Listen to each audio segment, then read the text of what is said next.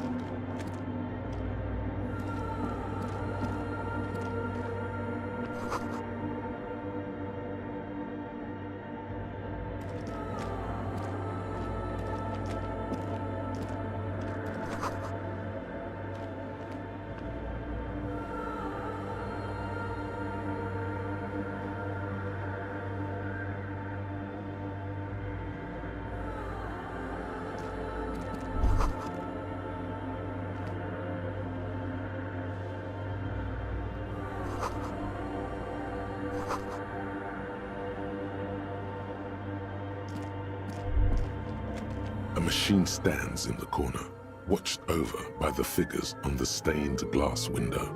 It's turned on and quivering with soft electricity.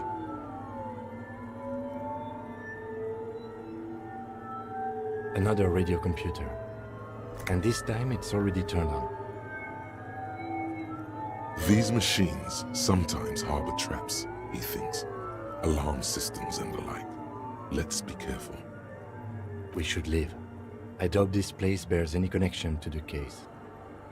It's also quite similar to the one we have down at the station. Must be the same model. The one you saw earlier was the Ream Civic.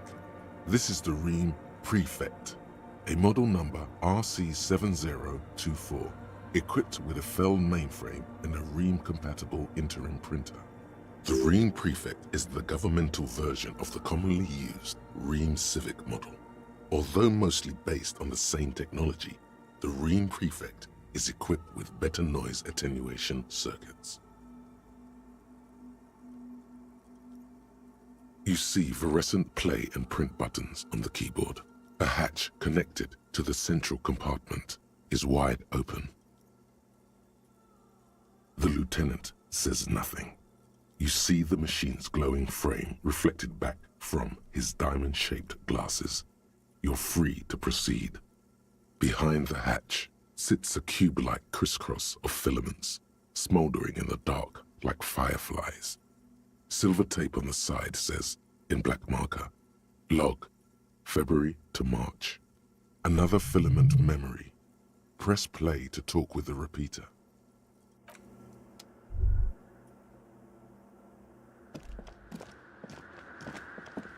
In white, silver, and apricot faience, the young mother of humanism stands above you. A crack runs across her body. She is impossibly tall, oval-faced and sad, a dark and radiant majesty. This is her innocence, Dolores Day. Cradled in her arms are a pair of glowing lungs, clearly visible from underneath her flowing dress. You should kneel. Your knees touch the floor. The floorboards are hard and cold. There you kneel among the snowdrifts, diffuse light falling on your hands from beyond the glass. The world is silent, but for the creaks and cracks of the massive wooden structure behind you, it covers you from the wind outside. The woman looks down at you kneeling. She towers among her followers, architects, laymen, courtiers. There is a sad smile on her lips and a glint in her green-blue eye of what? Compassion? Remorse? She acknowledges the passing of someone who is still alive.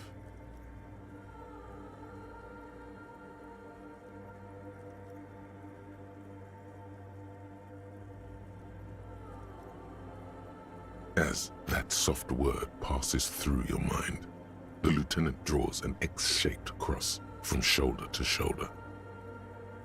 Your fingertips touch your chest 4 times. Then you rise from your knees into the apricot-colored light of the window. Above you, the woman still smiles her distant smile, sundered by the crack in the glass. Despite the damage you've done to yourself, the title appears lodged in your hippocampus.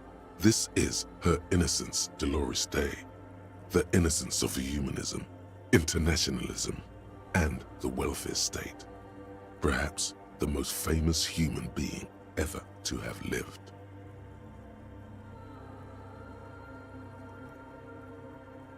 No amount of Commodore Red can wipe her sad smile from your brain thing. It has survived the deluge and haunts you still, and will haunt you forever, as it haunts all men.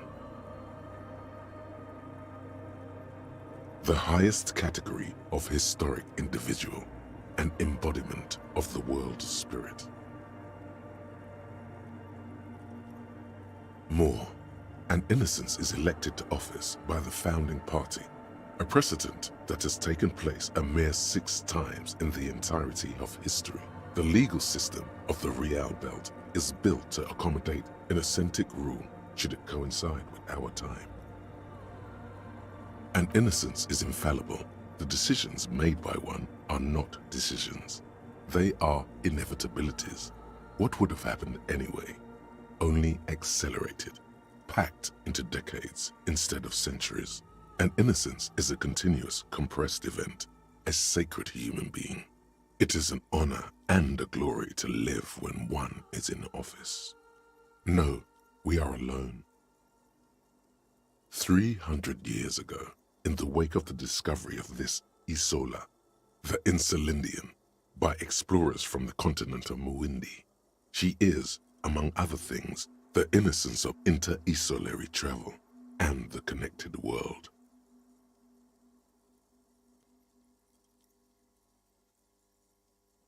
Many things, you know she was a woman of the court, the wife of an influential Marchese, and eventually the principal advisor to Irene la Navigateur, Queen of Suresnes, modern-day Sir La Clé, also that she was gorgeous beyond beauty.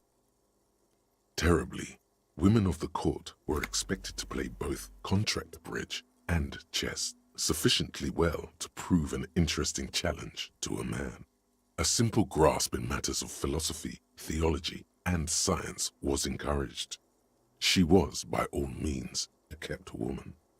She made the most of her position in the antediluvian court, a court visited by the most prominent thinkers and artists of the day. In secret, she was becoming the era's preeminent philosopher of the state, a scalpel, a piercing gaze. She was an almost preternaturally magnetic and intelligent individual. To her contemporaries, she appeared out of time, a messenger from the future of the species.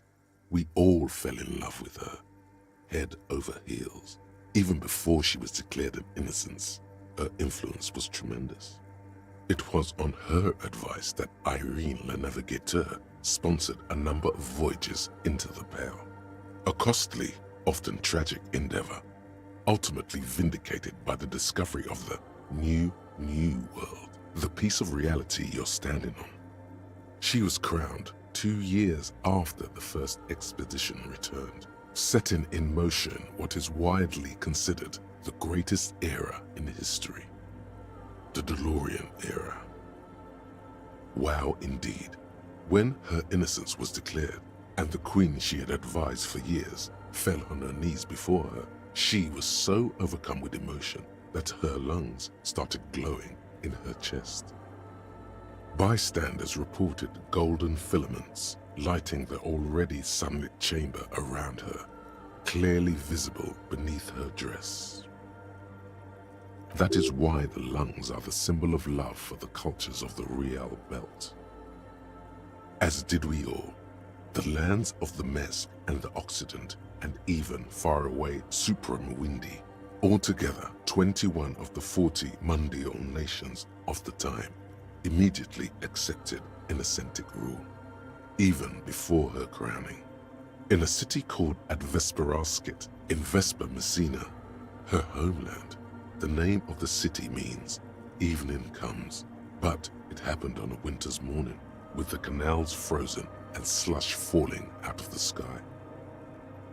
She was dressed in a white and pearl dress on an emptied-out plaza with the crowd far away. Already, her Theriers, the secret servicemen of the Innocents, were worried about an assassination attempt.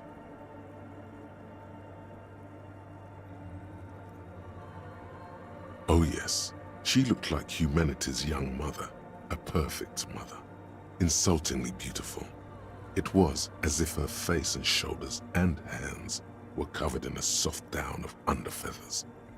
You know this well, very well. Midwinter snow was beating the cobblestones around her. A small attaché of officials stood by as her Theriers placed a white gold wreath on her head. The crowning was mostly witnessed by secret servicemen. One of the men in this secret service killed her 22 years later, a young man who had come to suspect that Dolores Day was not entirely human, but something else. Something that had walked in our midst, watching us stumble for hundreds, if not thousands of years, until it decided to interfere in the course of our history. We were supposed to come up with this ourselves, the man was reported to have screamed at the Innocents. Dolores Day was shot in the chest with a fowling piece 8 times. The man, thought to be insane, said he once touched her and her body had been unnaturally warm, like a furnace, and that sometimes, while on duty, he observed her forgetting to breathe for over 10 minutes. This inhuman quality was witnessed by many others as well, glowing lungs and all. It is commonly attributed to mass hysteria and religious psychology. Terrifying is a term too emotionally charged for your semantic memory, or what remains of it. But although she is often considered to be the greatest human being to ever live, there was something ominous about Dolores Day, constantly surrounded by her Theriers. She was the most socially secluded and least self-aware of all the Innocences. Some modern thinkers would consider her a war criminal for the campaigns she waged against the Mesk state. And then there were the resettlement programs. The Mesk state tried to detach itself from Innocentic rule. Parts of the world were experiencing whiplash from accelerating into secularism. Her mandatory education programs and mass resettlement of upstream Marguerite were problematic as well. Dissenters were suppressed by a military force she called the Army of Humanity, suggesting those who fight against it are not part of humanity. She adored chess, yes, but also military war games. Dolores Day often holds a tiny tin soldier between her index finger and thumb in icons such as this. She was also blonde, the blondest woman you have ever seen, with green eyes the color of the Pacentic, mare interregnum. Little is known of her Marchese husband. It's as if he vanished from history after completing his role, which was to introduce Dolores Day to court. In conclusion, yes, there is something lonely, paranoid, and even terrifying that people seldom mention, but feel when they think of her.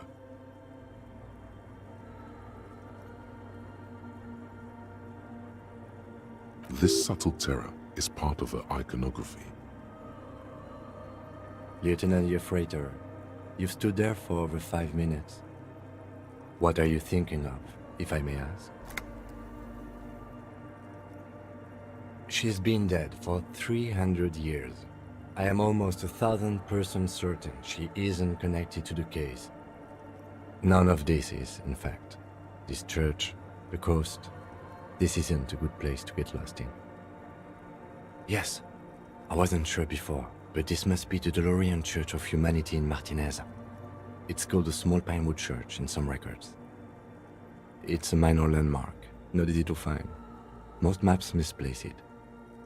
It was built not long after Revachol's founding, 300 or so years ago, by first-generation settlers. On the coast of an uninhabited archipelago where only animals had roamed before, in the wild reeds.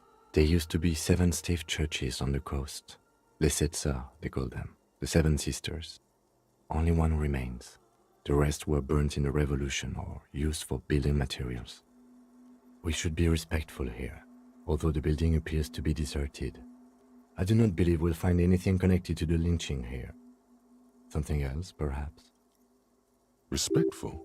Is the lieutenant a follower of DeLoreanism? Yes, we all are. Her name, body, and rule are synonymous with humanism. The laws we enforce are DeLorean in origin. The woman looks by in silence, smiling enigmatically. It's not spiritual, it's constitutional. The DeLorean system does not demand faith, only accordance. A jigsaw of broken shards falls into place in front of you, a ghostly reconstruction of the stained glass window. Before it was shattered, there was an older woman beneath the younger one, and a text, a light motif below them both.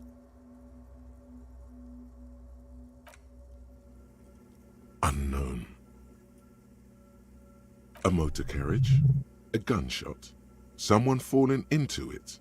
Or maybe just hooligans looking for something to break?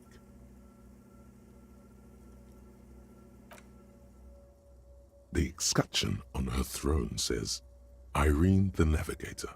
She is depicted as an older woman wearing thick-rimmed eyeglasses, holding a golden rights apfel in one hand and a scepter in the other. This is the queen her innocence day advised. Above, she herself is whole. Small figures of wise men, common men, worshippers walk up the stairs to stand at her feet. Secret servicemen, Theriers, stand in a row guarding her. It must have taken years to produce this work in all its dizzying detail. Below both women, in luminous black letters, Après la vie, mort. Après la mort, la vie de nouveau. And then, along the left side, Après le monde, la gré. Après le gré, le monde de nouveau.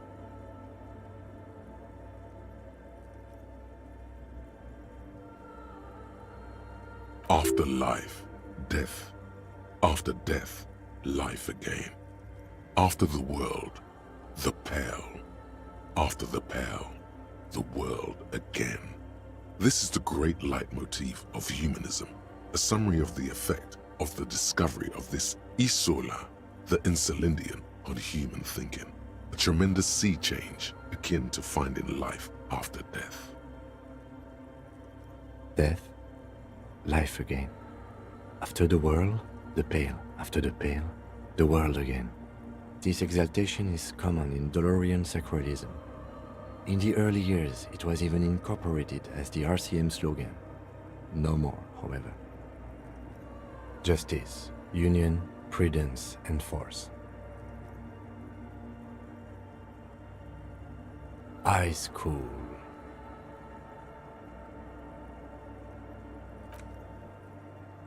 The mother of humanism towers above you, a wax painting on a cracked pane of glass.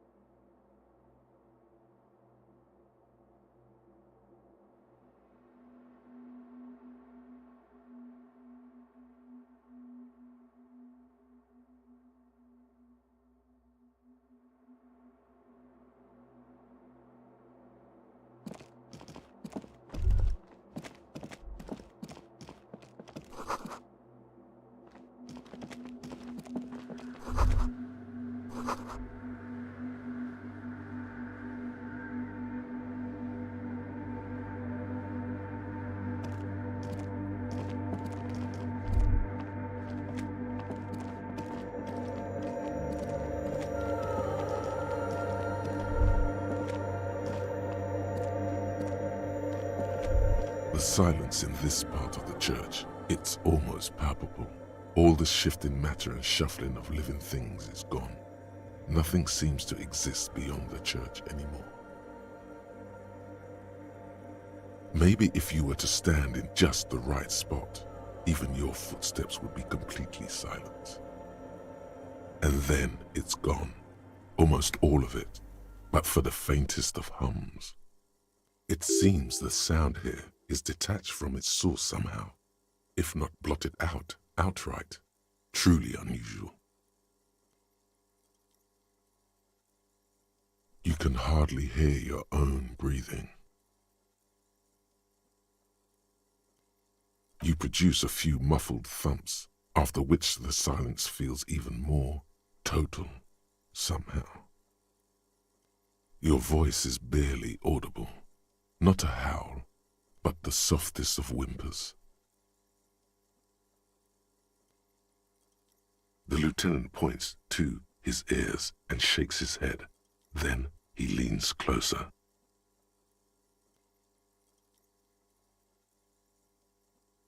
Can you hear anything?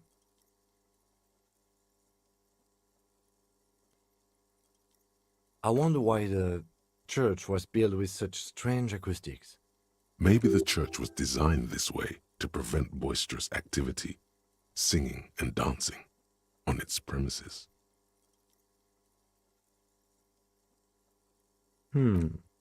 Could be. He doesn't seem entirely convinced, though. The orderly rows of ceiling panels become barely visible, then disappear completely in the darkness of the tower overhead. The silence, the darkness, they've enveloped you as in a cocoon. You cannot move anymore.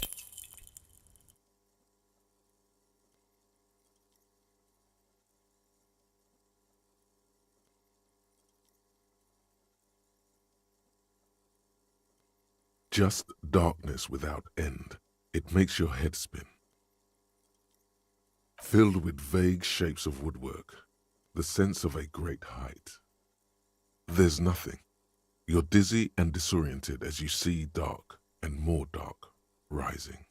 Officer, what are you looking at?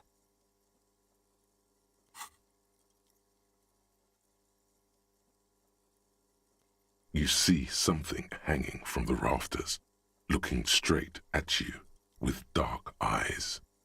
Maybe it's possible to talk to it.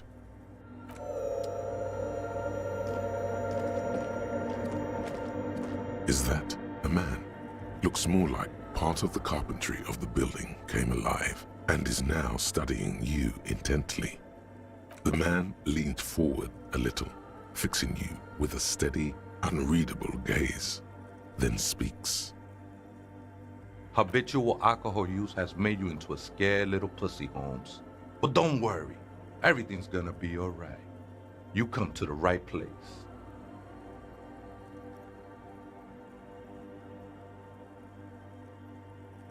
That accent is Villalobos, a peninsula in Mesque and a district in Jamrock.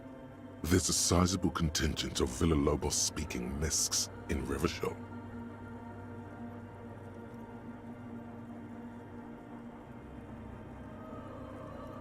Here you can receive the mother's love.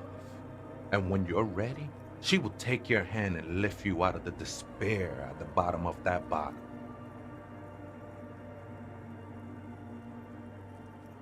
This man is obviously a habitual narcotics user. Do we really need to question him? I'm put off by this religious stuff, he thinks. And maybe the ceiling climbing, too. It's all very hard to square with the lieutenant's own view of reality. Hey, and what was that about the bottle again? You haven't even drank that much lately. Lay off it already. Shish.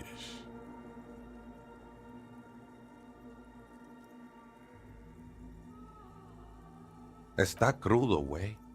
I see deep inside you. Your body and your spirit are suffering greatly from overindulgence, and you don't even know it.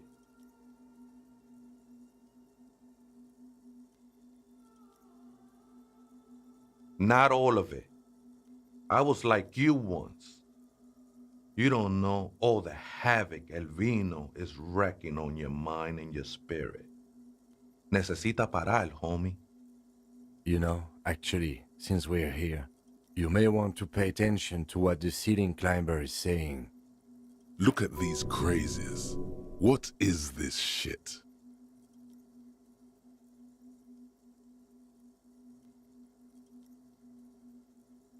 Don't trust me. Trust the mother. I'm only the messenger, Holmes. This is the Church of the Mother of Silence. You are welcome here. You have no idea what the fuck he's talking about. Is he just trying to throw you off your game? 'Tis not an act, my liege. Save him perchance, he hath deceived his very self. This man is a zealot.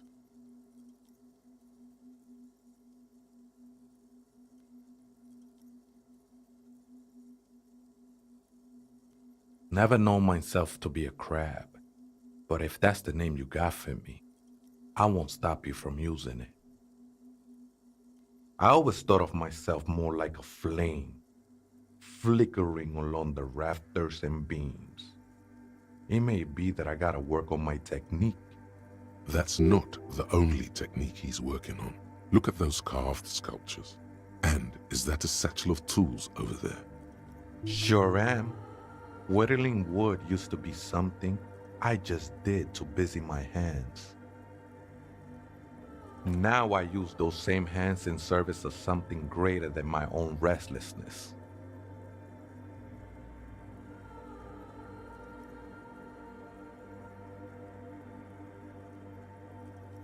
It's all just for the mother, man. No need to overthink it. I was in a gangway, but my memories of that time are fading. Most of them are already gone.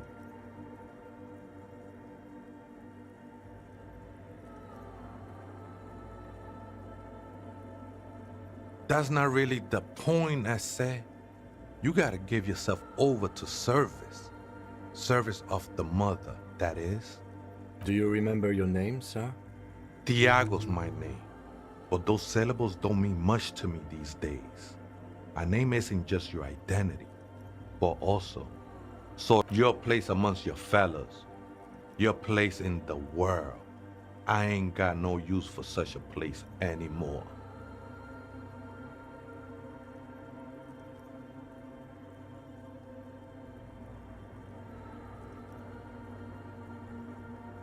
That's just the thing, Holmes. None of that matters. ¿Other spooker? Oh, esa viejita es muy estudiosa. Don't know, Holmes.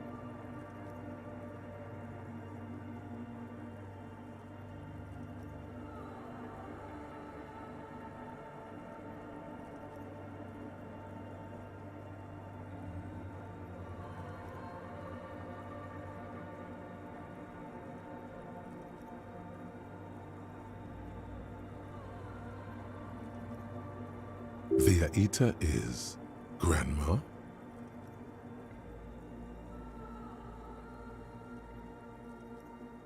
No, I just call her viejita because of her clothes. She's actually quite young. Or maybe not that young. Age is just one of the many masks we wear.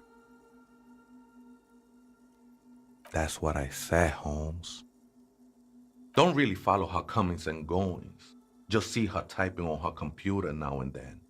We got different interests. I'm afraid not, Essay.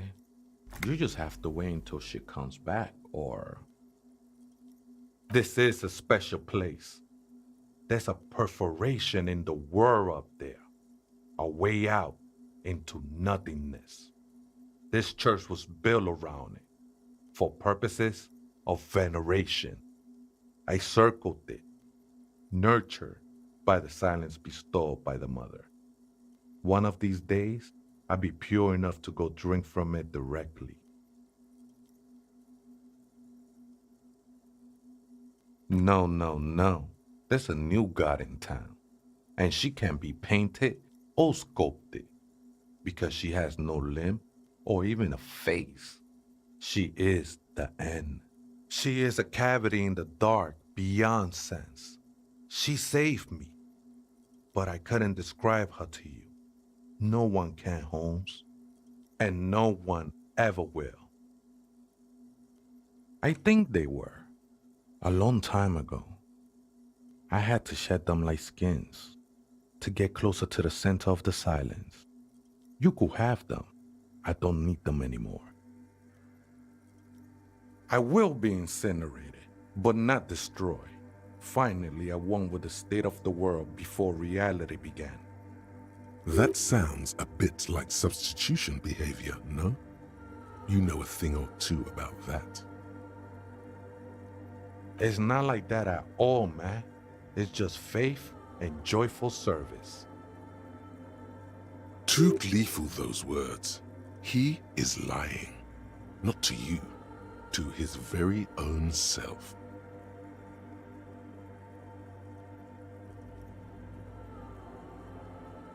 I heard that before, Way, and I know I can't convince you on the spot. But think, when's the last time you woke up from silent communion with a hangover, regretting what you did last night? I know it will take time. Don't sweat it. I know it will take time. Don't sweat it. I'm a seraph, Holmes. I sing the mother's glory.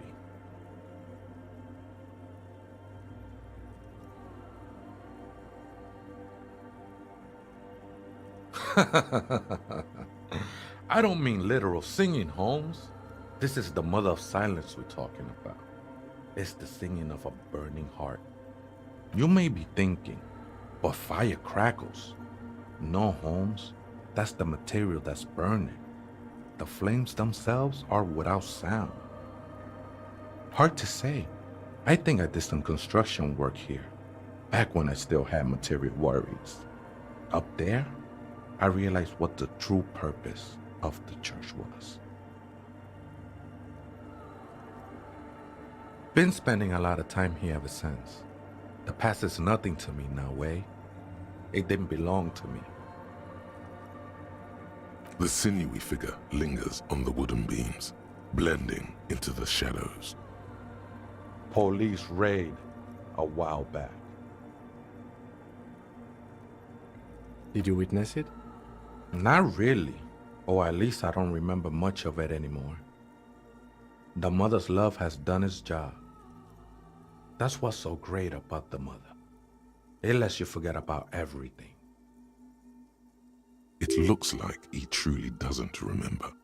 There's a vagueness to his sense of time. The ones in the tent outside, right? I see them. Guessing they're the ones who call me a crab. Probably scared of me. Nah, man. They look pretty funny.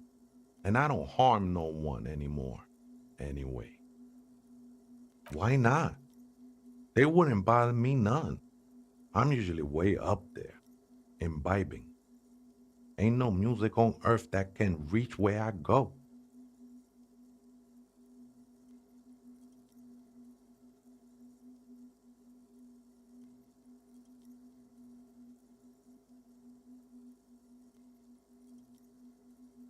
Might even be nice to have some company.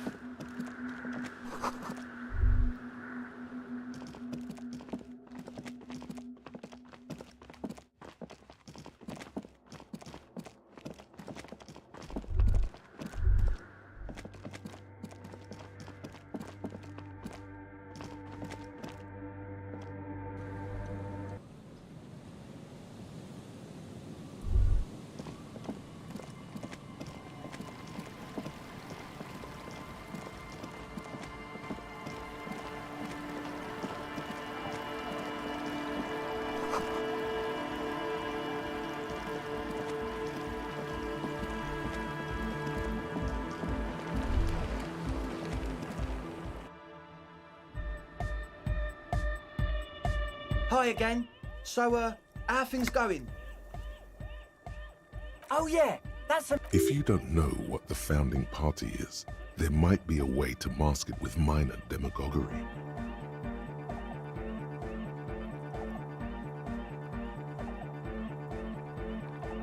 You know, of Meteo. Concerning Meteo. Meteo, a country on Muindi, on the Muindi Isla.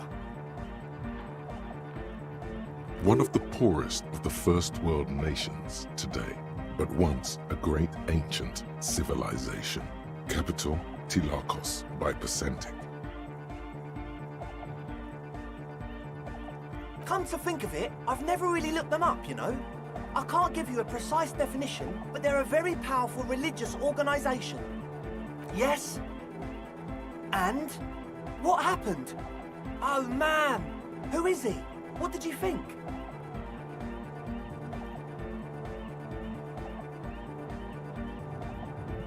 Really? Huh. Interesting. What's he doing in the church? No matter. Is he gonna be a problem? Yeah, Noid is right. Let's get back to the point. What are we gonna do about him? These guys will never catch him. You will never catch him. There's nothing to do.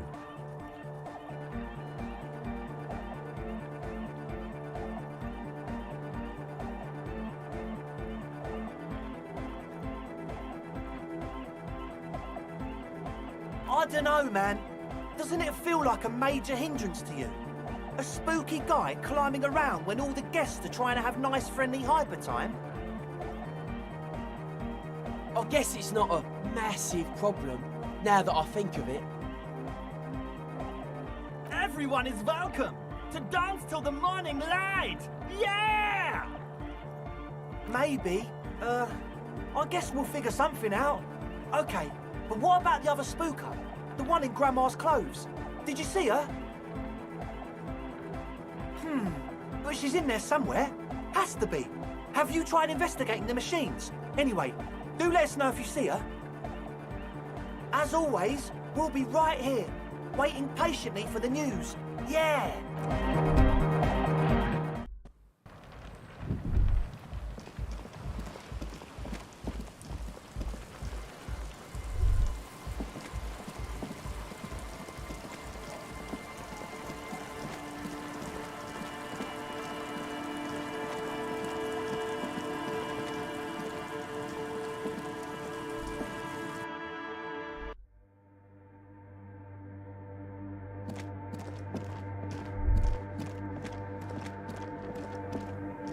The machine's keyboard is still illuminated, revealing nothing happens. The speaker comes to life. Static seeps through the machine's planar magnetic driver. An old lady greets you. Her voice sounds 100 years old. Good afternoon, Fortress Accident on Saint-Brune. This is the East Insulindian Repeater Station 1. Please repeat, is this the personal log? It's the same old woman you spoke with through the radio computer in the doomed commercial area.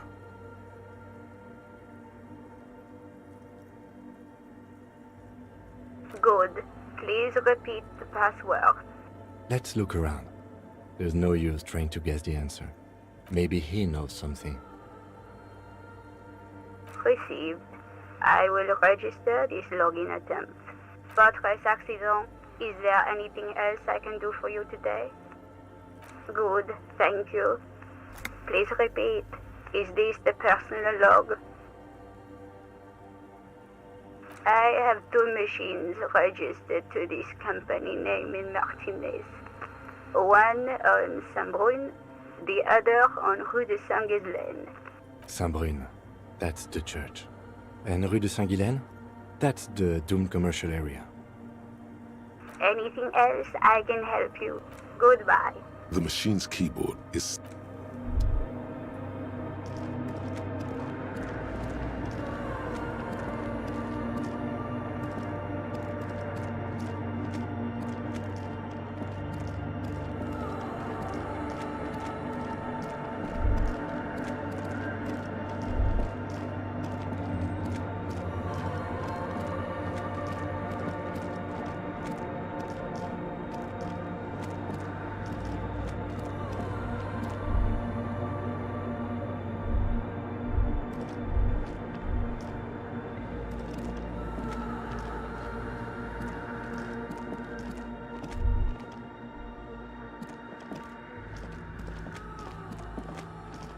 the mother of humanism.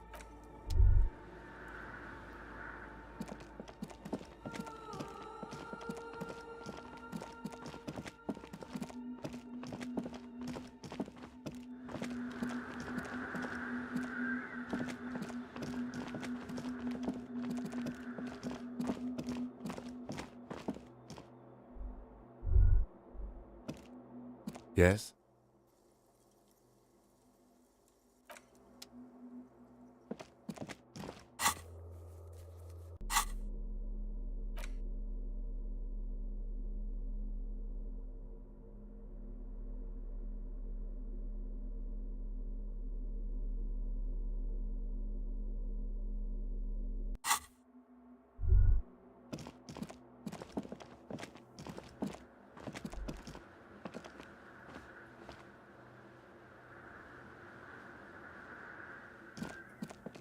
The machine's keyboard is still illuminated. The speaker. Good afternoon. Good. Let's look around. Maybe he knows something.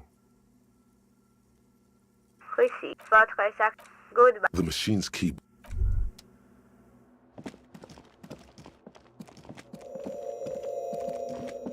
Oh, hey, Wei. There's coffee in the back. Oh, wait. I meant the mother's love. Too many times, essay, you need it for something. Surveys are a good way to fish for personal information, especially in the name of public safety. Don't sweat it, vato. The password is afterlife death. What you think of that? Makes me almost pity la niñita pequeña when I hear it. I think we're done here, essay. That was an interesting conversation. However, I'm still not sure how it's relevant to our investigation.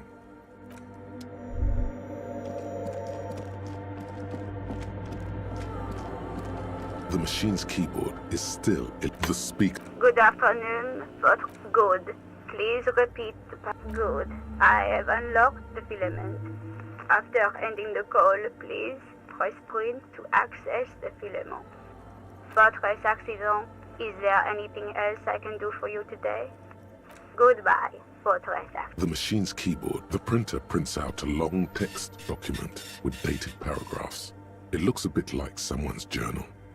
The first entry, made on the 4th of February, 51, by an unknown author, is short and concise. Arrived at the church. The door was boarded up, so I used the crowbar to get inside. Looks like the place has been deserted. Nothing out of the ordinary, but I'll ask around. Need to figure out how to get the electricity in. The lieutenant leans closer, scouring the printout over your shoulder. Just as you finish reading, he looks up, muttering under his breath. 4th of February. That's over a month ago. Whoever set up those machines has been here for quite a while. Our case? No, I don't think so.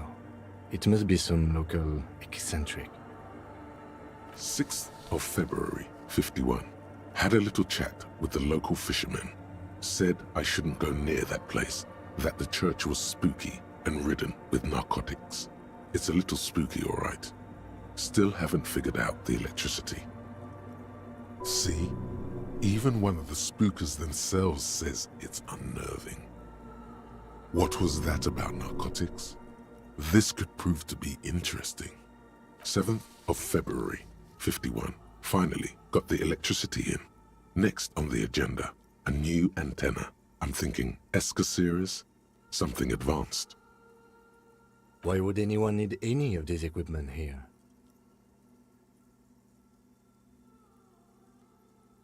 8th of February, 51. Bought the antenna, had some problems setting it up. Called Simo for help. Heard the others are back to making art. Drinking somewhere out of town. Sulislav started a rock band again. Lexi has been seen asking money from strangers. But at least the artists have their act together. They're qualified labor. They can get work anywhere. Graphic design, ads, The programmers are doing fine too. I mean, they're programmers. The writers, though, they're fucked.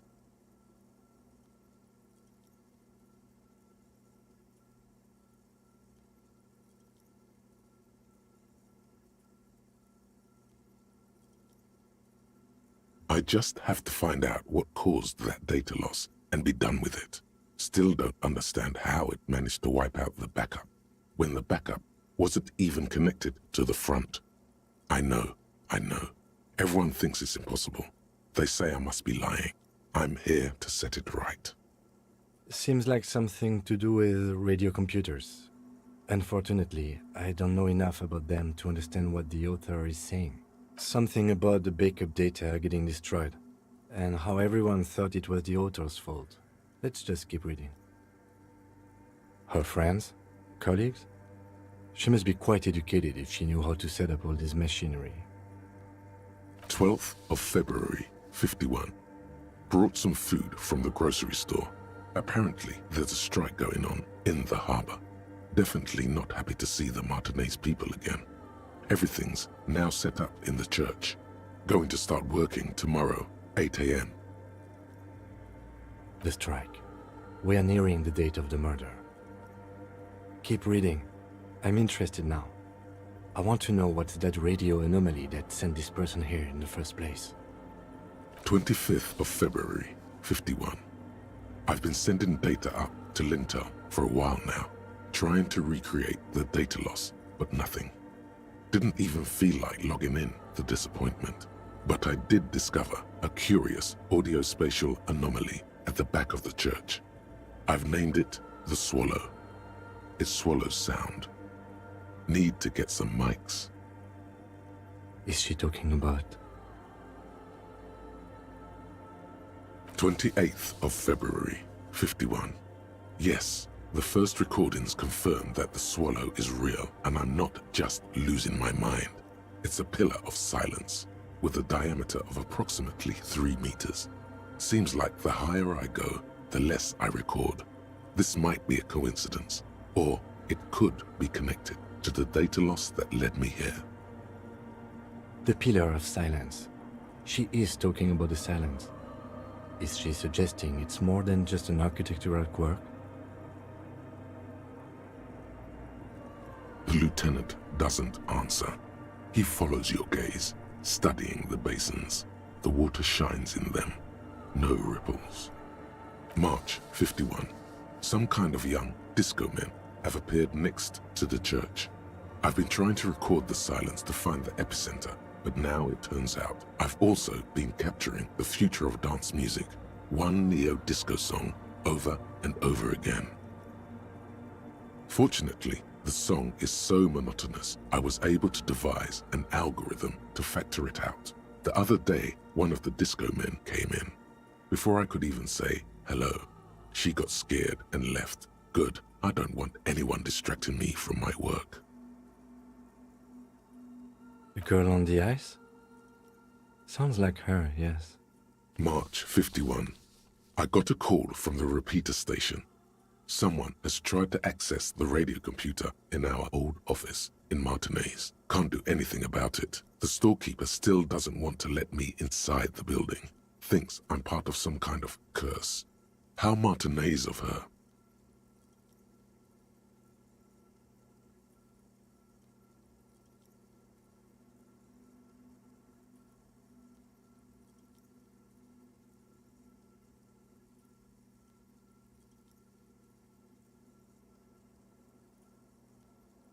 I knew it wasn't a good idea to meddle with that machine.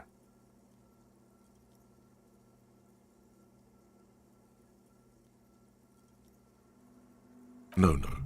It was a great idea. You're learning things. This is how you learn things about machines. March 51. A new 2-meter aux cable. Noodles. Crackers. Ping energy drinks. Water. Toothpaste. Gum. Also, some canned air.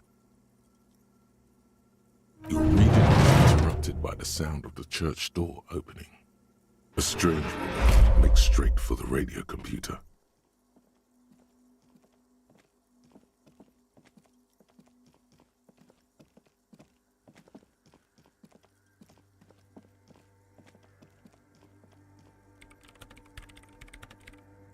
Breaking into my radio computer, I see.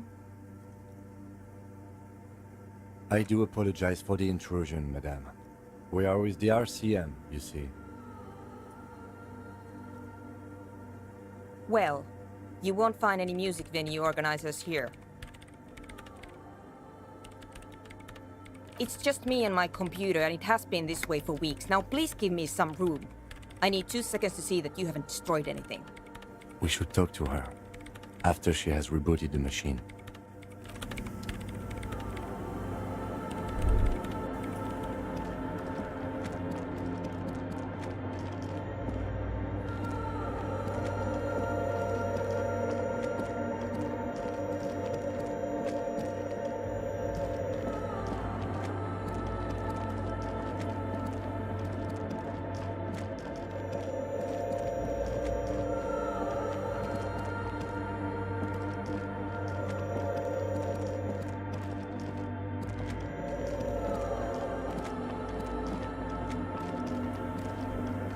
What is it? No, you just printed out my personal log and wasted some paper. I am Soona Luukkanen-Kilde, the former lead programmer of Fortress Accident and RSA radios. I have over 16 years of programming experience, and I'm proficient in both Vox and Orbis languages. If you're not here to hire me, I don't really know how I can help you. Did she say over 16 years of experience? She must have started programming when she was still a teenager.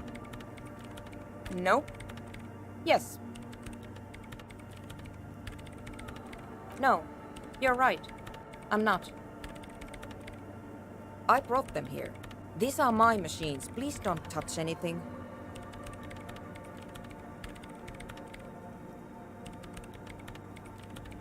They are connected to my RAIM prefect. Whatever you do, just please don't move them, okay? Thanks. Short and terse. There you have it.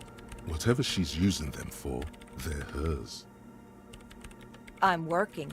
Could you just shh for a moment? Or get to the point. I really need to focus on something. I use the AR-1 as my RAIM prefect's processing unit. Mm-hmm.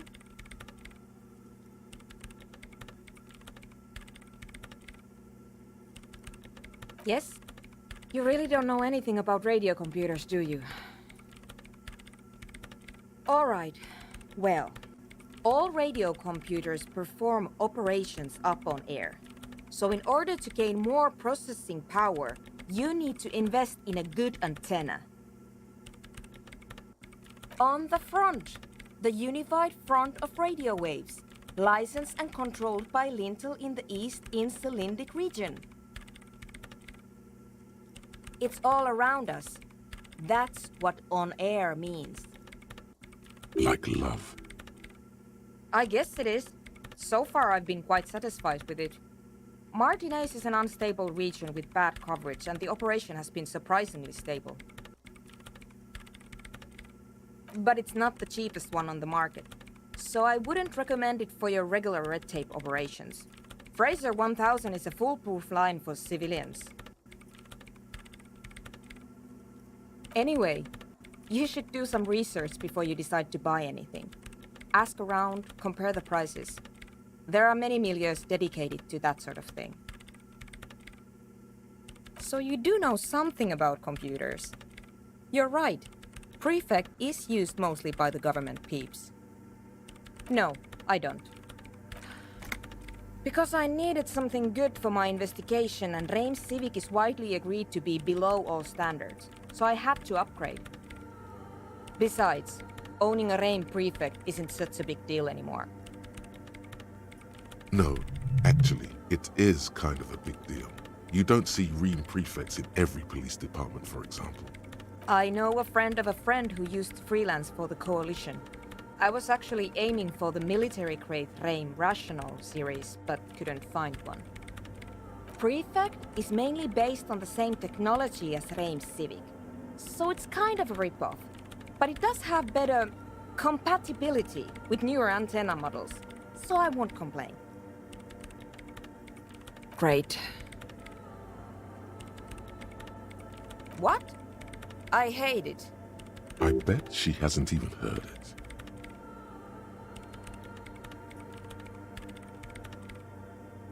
Yeah, like all the time. My tent neighbors don't really ease up with their partying, do they? Maybe I'd have to be on drugs to get it, but to a sober mind it just sounds like uninspired rug whipping. No idea what it has to do with either dancing or music. This is about those speed freaks in the tent, isn't it? I've got some news for you. It's not a nightclub they want to build here. Take a guess, why don't you?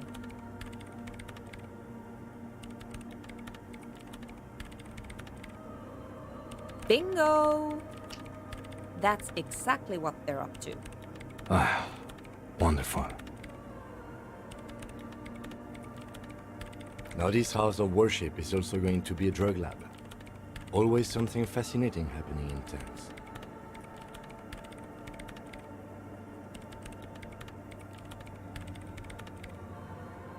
Yeah, what I said before. Not possible to appreciate that kind of music without being high as a kite. So that's settled. Great. No nightclubs in the church then. You really like those questions, don't you? I'm conducting scientific research here. You can't throw me out. I'm looking for the location of a 2mm hole in the world. Wait, what? She's looking for a disruption in the radio waves.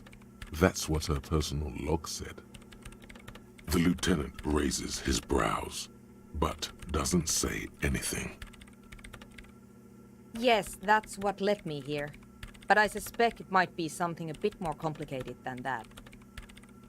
Exactly. What does it mean?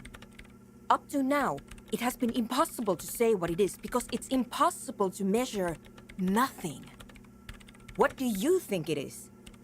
What qualities does nothing have? How do you measure something that does not exist? Easy. You measure it by the world around it.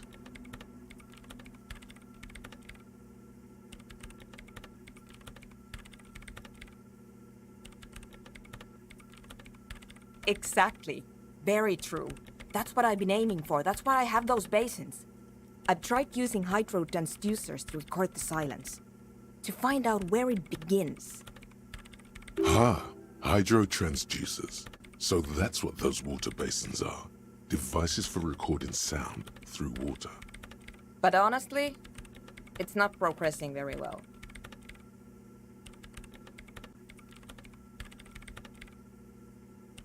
Because it's just trial and error, trying to locate the swallow, the exact point in space.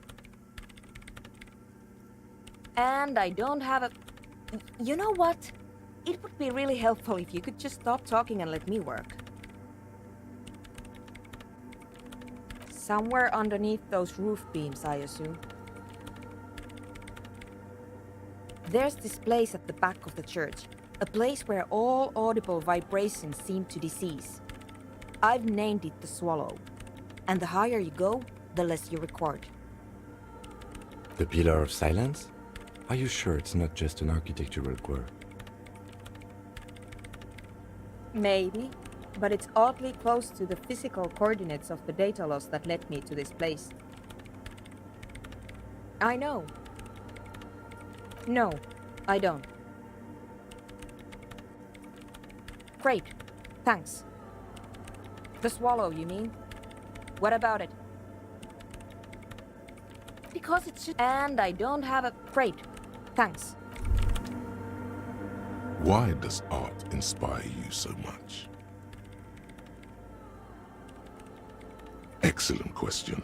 Art is a diverse range of visual, literary, auditory, and performative creativity.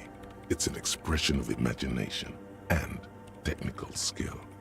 Additionally, it's history, criticism, and pure enjoyment. In short, art is the highest form of human communication, representation, narrative, emotion, and agency intertwined. Have you looked in the mirror lately? You have the exact features of a savage art critic, with that beard and those clothes, disheveled and prophetic. Perhaps you should try to critique architecture too. Yes, you seek substance. No vapid representations and reproductions of social mores as made manifest in stuffy biennials. We're talking real, living art here. Become the art cop. Half art critic, half cop.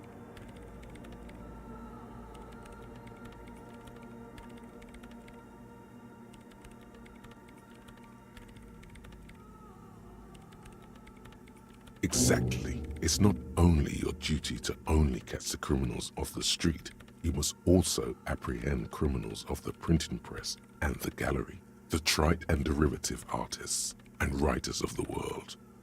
Go ahead and provide savage criticisms, art cop. The world is yours to rip to pieces and reassemble.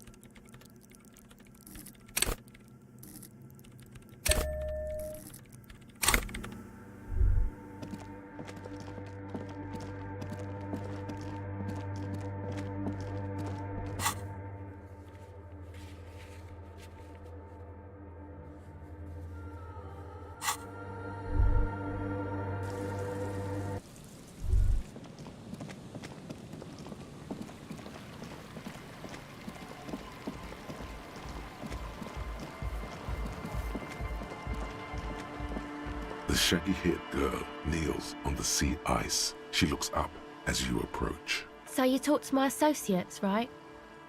Are you going to help us? With the church, I mean. Shoot.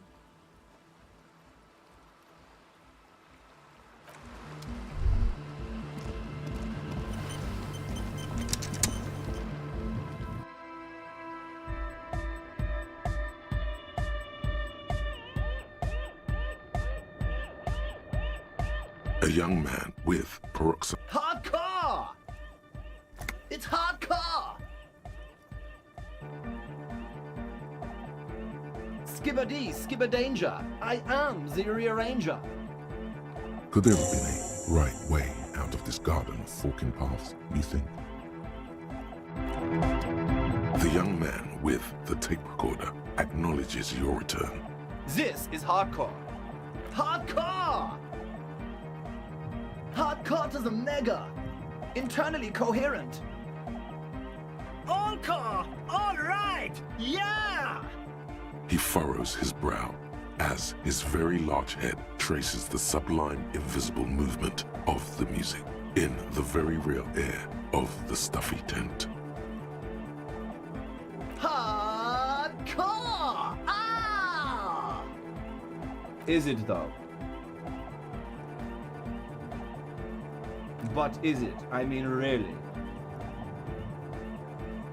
I am the mic enforcer. I am the chicks checker. Yeah! Back to the heavyweight jam. Hardcore! Hardcore! Hardcore! Internally coherent. All core! He furrows his brow. Hardcore!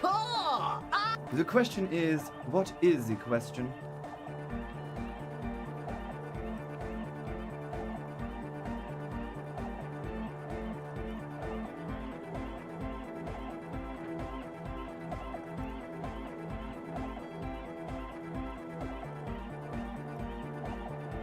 But there was a question? We're closed. True, hard, full, car. Hard car to internally, all car. He furrows. Hard car. The question is, but there was no question. We're closed. True, hard, full, car. Hard car. Yeah! This young man adds a capital G before the H in his yegs and args. This produces a guttural Gotwaldian accent and makes him sound more animal, more in it. Or maybe it's not Gotwaldian. Maybe it's Oranese. Probably an homage to Oranje, where Arno van Eyck is from, judging by his name. Could you be listening to an Arno van Eyck creation right now? You know about him?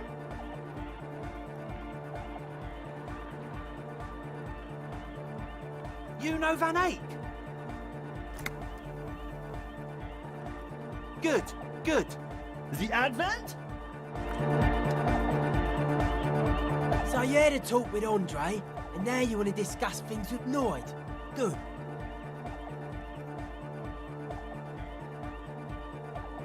It's good you talked to Andre first. Gave me time to get a reading on your sign. Can't really talk to people before you get a reading. Yeah, gotta compare. See if we can align. I suck at socialising, man. Even now, our sign synchronisation is way off. But I'll see what I can do. A sticker? You mean the yellow one? Can you describe it to me? Interesting. He wants you to describe it, though he already knows what it looks like.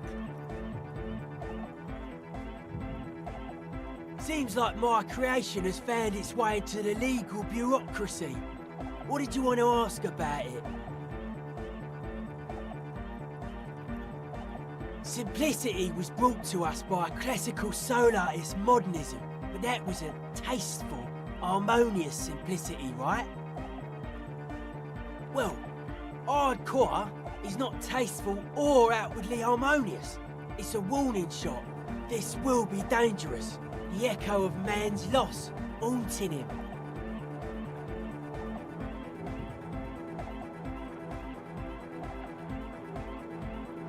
The sticker, the clothes, the music, same thing.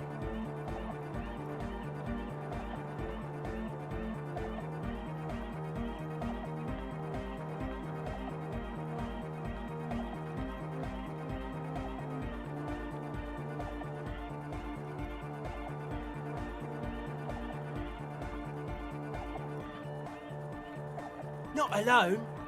Many people are thinking the same thing right now. There's a gathering at the Elysium. The beat is the same for all. The dead guy's smiling. He defeated history. We are living in the age of history, and in the eyes of history, we are always already dead. How can we ever smile then? Because history is a lie, and so are its deaths. The present moment and life are the hardcore. Or maybe he's not dead.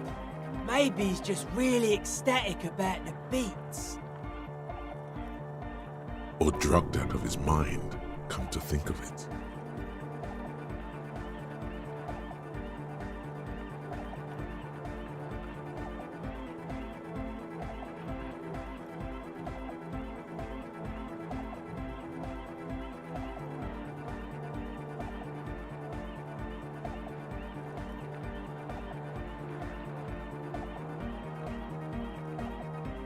Yeah, that interpretation holds. I guess one could write an entire treatise on the thing. But what for? Nah. Still strongly out of sync. Stage gamma disalignment. You heard me. Weird stuff. Specialised. There was a data processor and some sort of long-wave machinery. Wires going into water. Gives off a spy sign. Or some fucked up Samaran science sign. You know, the kind that goes head first into the supernatural. The People's Republic of Samara is a product of Revachel's sister revolution on the Grand Isola. It's known as a severely degenerated rogue state.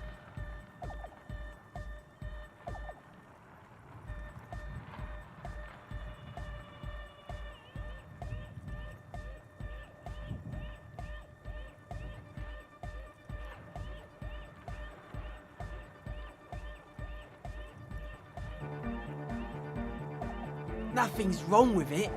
You should definitely be researched. You can still do sick shit with it, though. I know, man. I was just talking about the aesthetic.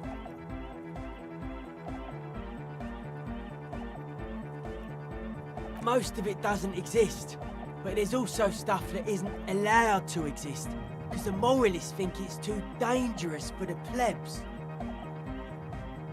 Psionic powers, pale-related diseases, pretenders pretending to be human, folk rights, that kind of stuff. The hardcore aesthetic is esoteric. It's not meant to be discussed with the law at this moment. I can see that. Further sign matching would do good for us. One way to achieve sign synchronicity would be by getting us into the church.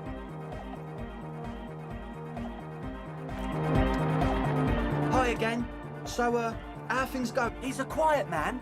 Mostly communicates through music and by being a master of ceremonies. You know, a host, a declaimer of slogans. He's a performer, gets the people going. Interesting, sire. A bit like you then.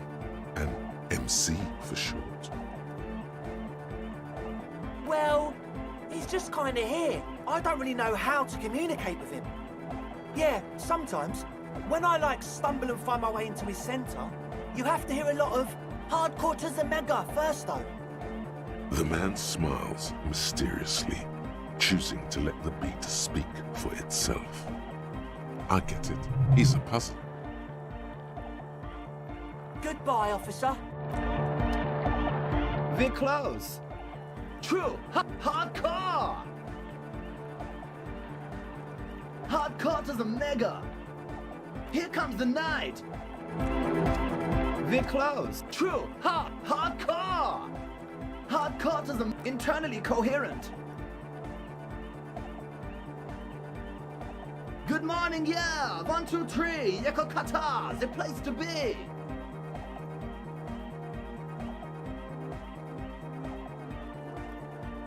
Yakokata is a hardcore place. Yekokata is an abbreviation from the Gradian term, Zone of Ecological Catastrophe, an agricultural megaproject in the extreme southeast of the Gradian Isola. It involved cutting-edge approaches to irrigation and a completely new type of fertilizer. An intricate system of irrigation networks pockmarking the earth, intermittent seas of phosphorus mud, ripped tarpaulin fluttering in the wind. A pair of molten rubber boots also comes to mind. All in all, a truly hardcore place.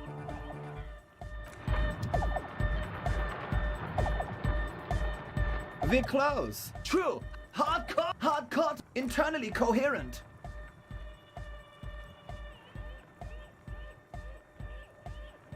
All car! All right! Yeah! Gotta get the people going. I'm the party boy. It's my job. 2 on the track. Watch your back. Watch out for the heart attack. We're close. True. Hardcore. Hardcore is internally coherent. All car! All right! Yeah! Gotta get the people going. Yeah. Request. We're close. True. Full car. Hardcore. Hardcore to the mega. Here comes the night. We're close. True. Hardcore. Hardcore. Internally. All core. He furrows his brow. Hardcore. Is it though? One mind. One spirit. We're close. True. Hardcore. Hardcore. Internally coherent. All car! All right! Gotta get the people going. I'm the party boy. It's my job. Hardcore party 25/7 beyond the winter's orbit style. There is a place far away in Cutler, beyond a certain latitude, known as Winter's Orbit, where there are 25 hours in a day. It is a tremendously cold place, abandoned to drunks and failed rock stars, full of eternite, depression, and half-finished ski-flying hills. The Suru live there. We're close. True. Hardcore. Hardcore. Internally coherent. All car! All right! Gotta get the people going. Yeah. We're close. True. Hardcore. Hardcore to the mega. Internally Good morning, yeah. Want to. It's the message, so listen and you will see. No illusion. The spirit is what you feel. We're close. True. Hard. Full. Car. It's hardcore. Skibbity. Skibbity. We're close. True. Hardcore. Hardcore to the mega. Internally. All car. He furrows his... Hard. Is it though? What is it? I mean, really? No, but seriously, I'm a bit worried it isn't. Don't be alarmed. Everything is okay. He isn't actually worried. Everything is still super hardcore. What he probably means is, it could be even more so.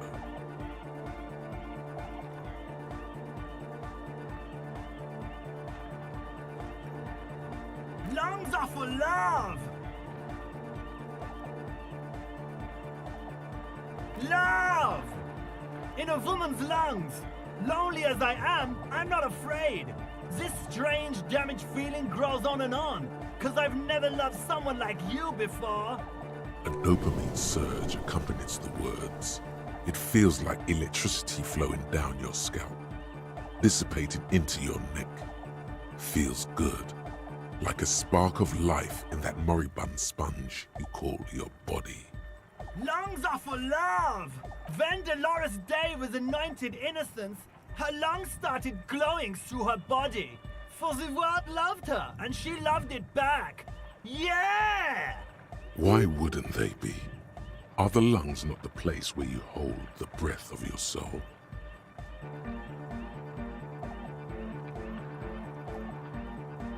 Objectively, it was good for its time, and they sort of screwed it up after she passed, like they always do. Don't listen to that retrograde class warrior egg. No nation, but transnation! No war, but class war! He's not a communist. It's just something he likes to yell. He picked it up from a tape jockey at the Palaceum. She was a communist, though. Yeah! With the rebel yell!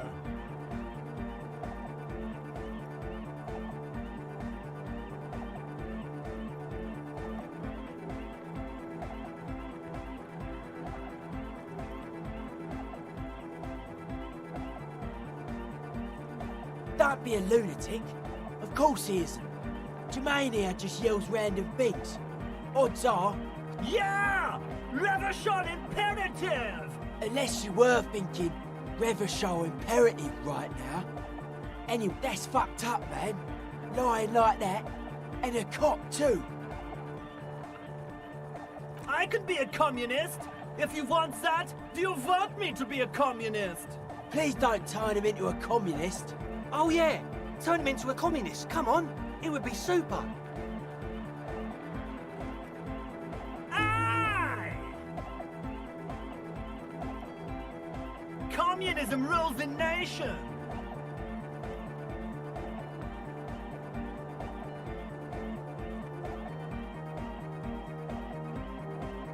Here comes the sun!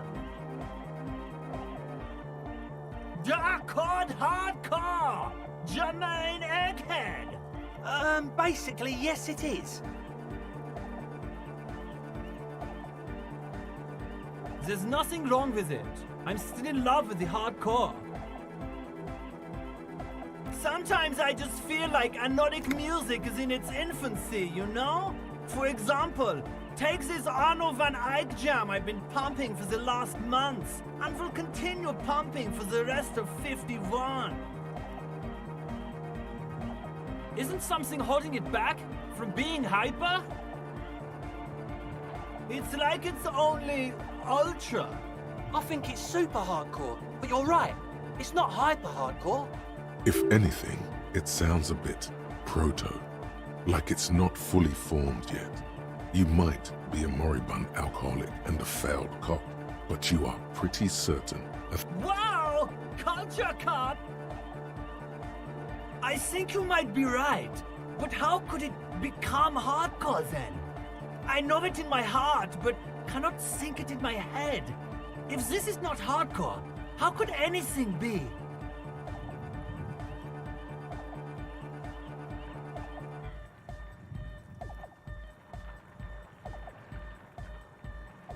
No! This is the answer!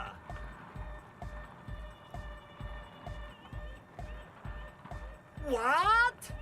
Guys, there's something happening in his head. Oh yeah! He's doing it!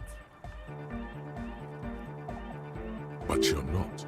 This is almost certainly a matter that surpasses the limits of reason. I know! So does mine! But there's something else that hasn't failed you. Uh-huh.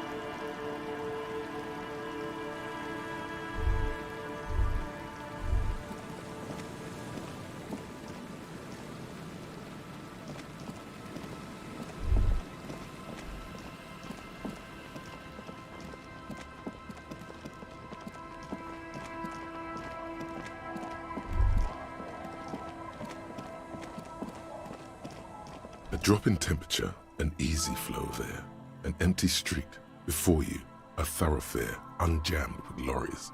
No more drivers smoking on hitch steps. Just silence. Chemically sweetened, across the road, a forgotten bus stop. Corrosion has opened a hole in its roof. An elm tree watches over the building. Its branches are dripping with rain and snow. The road is smooth and motley, craters filled with a black asphalt.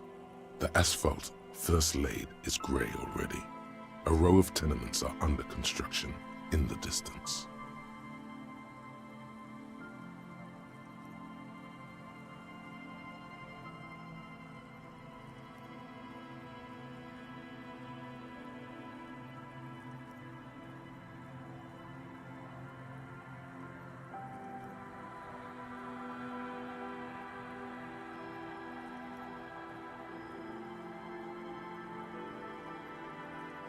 A tub warm with water, white with soap.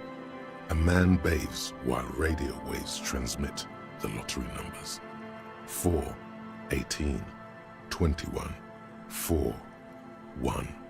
A modern washing machine rattles a drawer full of silverware. Number 312D. Young girls used to come here huddled up, hoping for more warmth than their thin coats give them. The bus took them to school. It has not run for 8 years. There were not enough girls to sustain its cost. Craters pocked the surface. Children played in them until heavy trucks full of black pitch rolled in. The landowners have filled the craters with money. It is a vital artery of the flow of trade.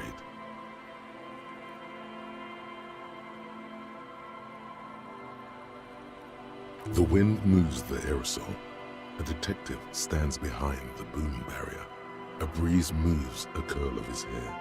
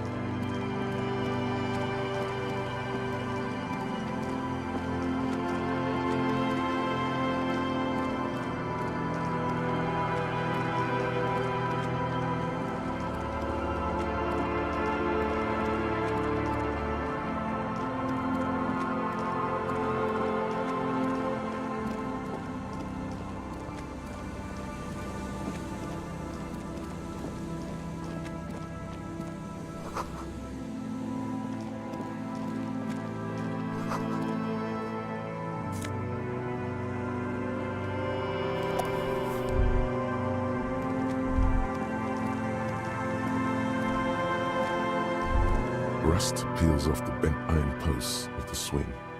The wind whistles through the skeleton of the small house behind you. There's desolation everywhere. In this yard? He's assessing the situation. How long ago was it abandoned? Someone thought they could have a summer house in a bloc obscur, for cheap. It didn't work out. They abandoned it about a decade ago. A black bloc, a part of the city left unrenovated after the war, or one that has fallen to gang violence, or has become inhospitable in some other way. On aerial photos, block obscures look like dark squares, hence their name. Practically, it's not an official term in any way, but look around. No sewage, broken power lines, crime, drunks. Life is tough in the blocks. It's no place to build a summer house.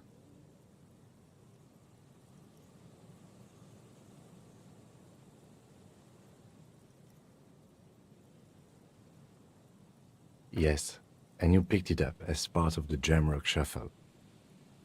It's not meant as nagging, just an observation. We should move. I don't think we will solve the murder with forays into the urban hinterland, at least in this phase of the investigation.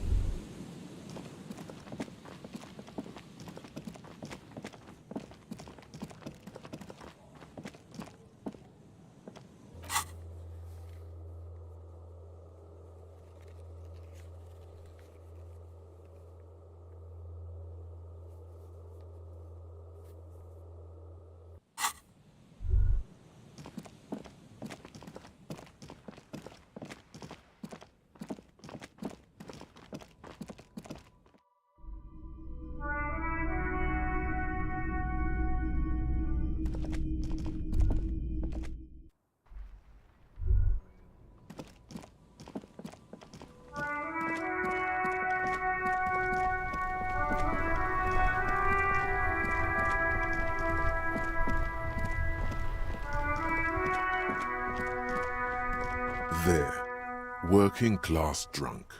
You know what this means, right?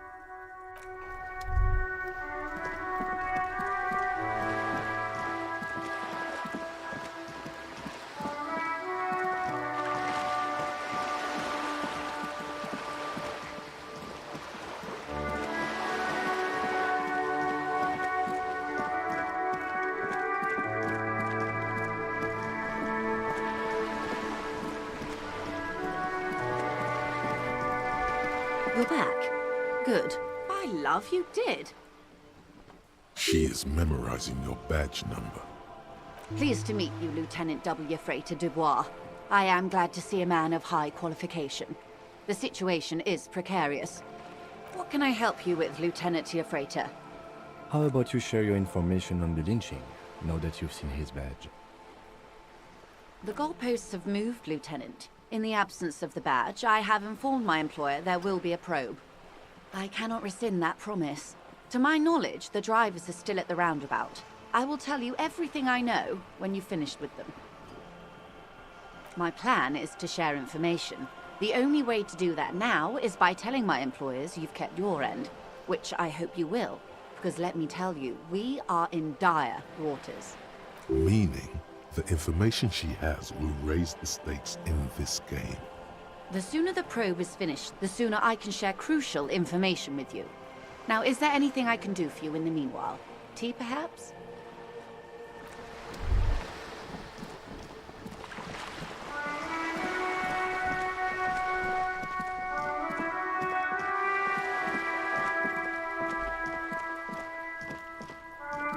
Just an ordinary war. Nothing to see here.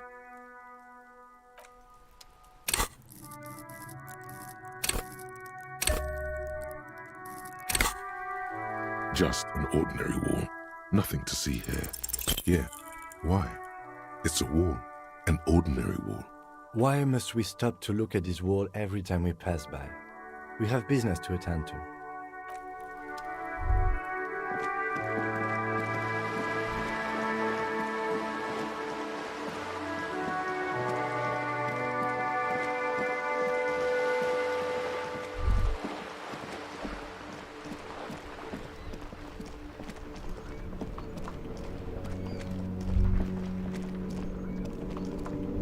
The afternoon sun shimmers off the white on blue police livery of the motor carriage.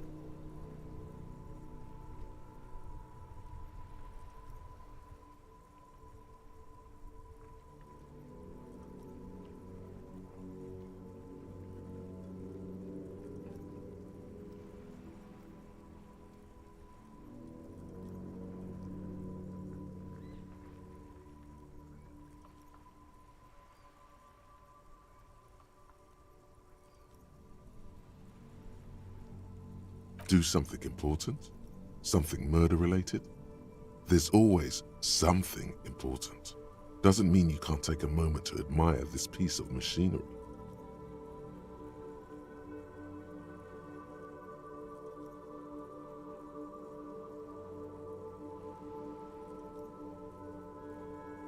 This is a Caprice Kanema, the Caprice Motor Corps follow-up to their highly successful workhorse, Caprice 40. And the answer to the Lum's racing breed, Ferv series.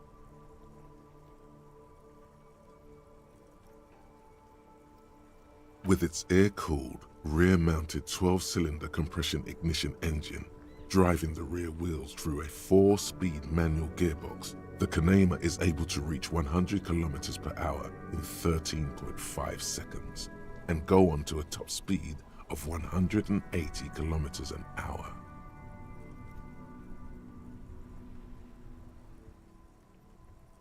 The high center of balance is offset by a large battery bank mounted at the bottom of the cabin, feeding all the auxiliary systems and making the Kanema effectively a mobile power plant.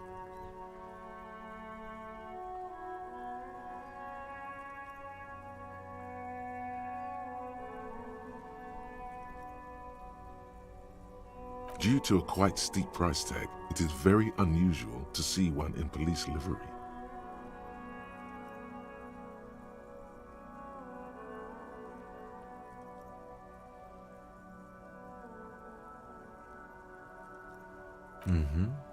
You want to take a closer look? 130. I reckon that's a 7-liter V12 there. Man, that's got to be a major advancement over the KR18GU engine on the old Caprice 40. Yeah, you know it? Yes, that's right. I'm very impressed that you know these things. Yes, an extraordinary machine. It's nice and all, but why so modest? Put some zing into it. Flare it up. Slam it down. Helium headlights would improve the range and quality of the visual field a lot. Actually, I have a pair at home. Just haven't gotten around to fitting them yet. I need to lay some wiring for the ballast first. You want to help? Thank you for the offer. That might be fun. Let's do the case first, though, alright? He liked the idea.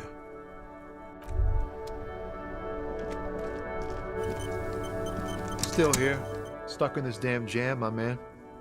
What's up? I don't want to talk about that. Man, I was hoping it isn't going to be her. All I can say is, she isn't around here anymore. She isn't some evil drug trafficker. And I don't know where she is. Thank God I don't know. People here call her the Lady Driver. She kept her name a secret. From me too. Now I see why. A youngish woman. Gruff, but in a cool way. What color hair? Blue and violet. died. It was violet when she got here, blue before she went. Then she may have dyed it again.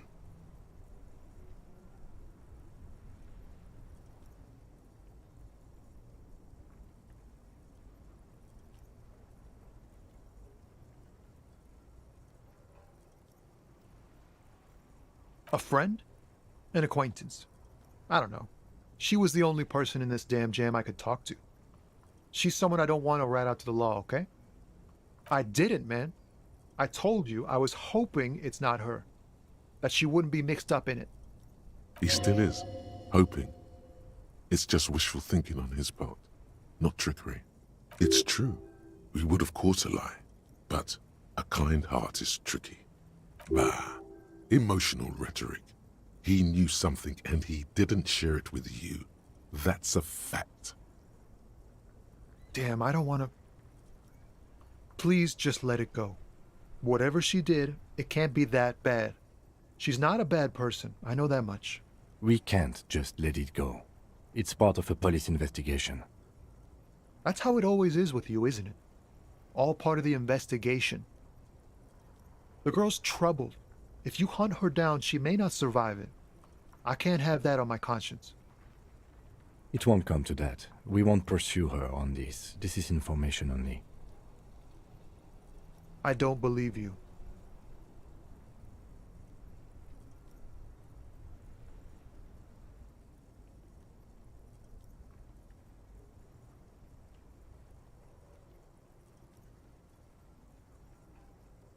She's got the darkness in her.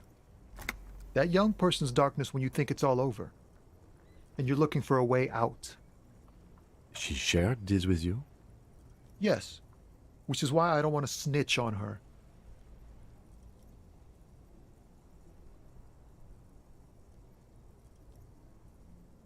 It's snitching, man. I know what it is. I heard the rumors. I saw the other drivers looking at me strange when we talked. And she told me, too, that she's had a violent life. But I wasn't afraid of her. More like for her. Did this violent life include drug trafficking? Well, it looks like it did now. But we didn't talk about that. We talked about life, you know? She talked about her mind. The way it worked. The trouble it was giving her. Fuck, man. Go grill someone else with these questions, okay? There are plenty of drivers here who couldn't stand her, or were afraid of her. They'd be more than happy to rat her out. Wait, this guy says they're friends, then acquaintances, and he's okay with others ratting her out? Push Tommy and it will break his heart and his spirit. Don't expect you to be pals.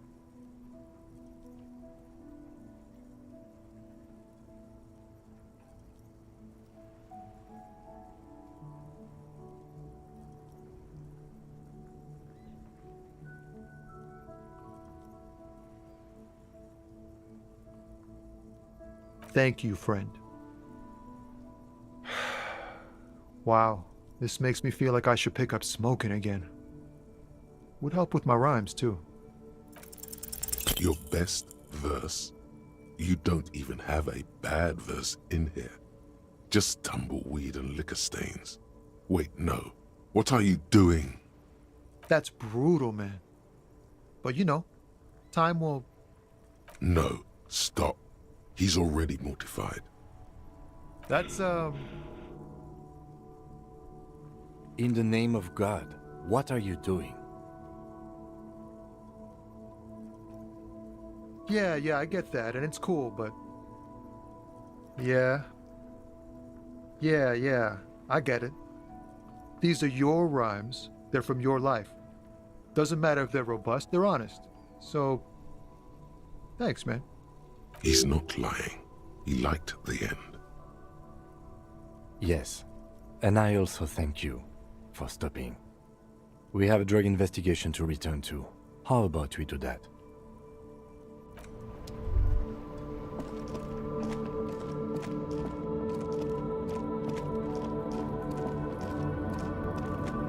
Looking for something odd?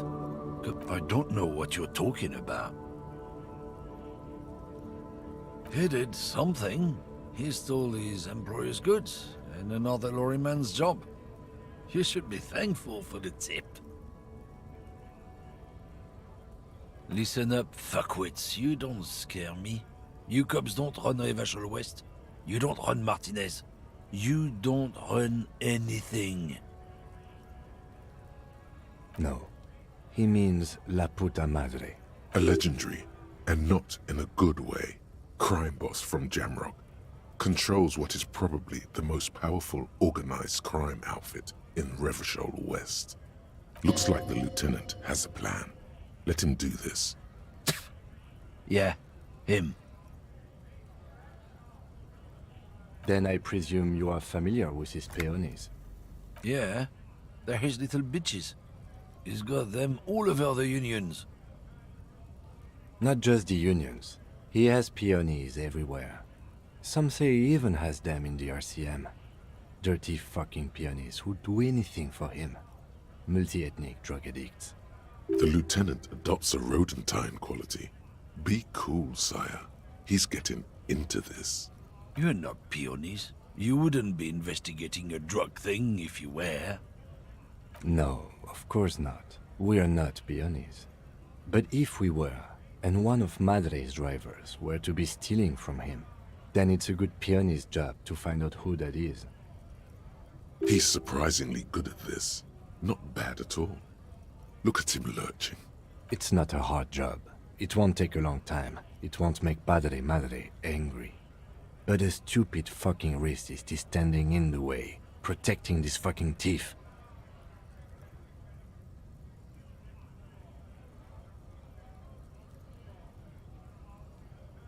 I'm not scared of you or the mob.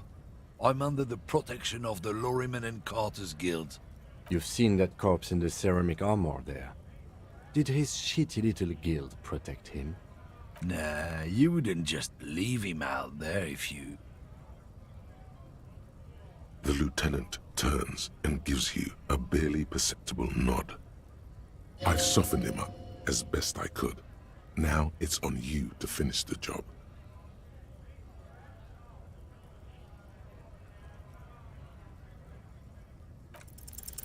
The main thing is to not overdo it, even when you're trying to scare someone. The most important thing is, how does it look on your resume? Make me, runt. Let's just go and ask Tommy, alright? We are wasting our time here.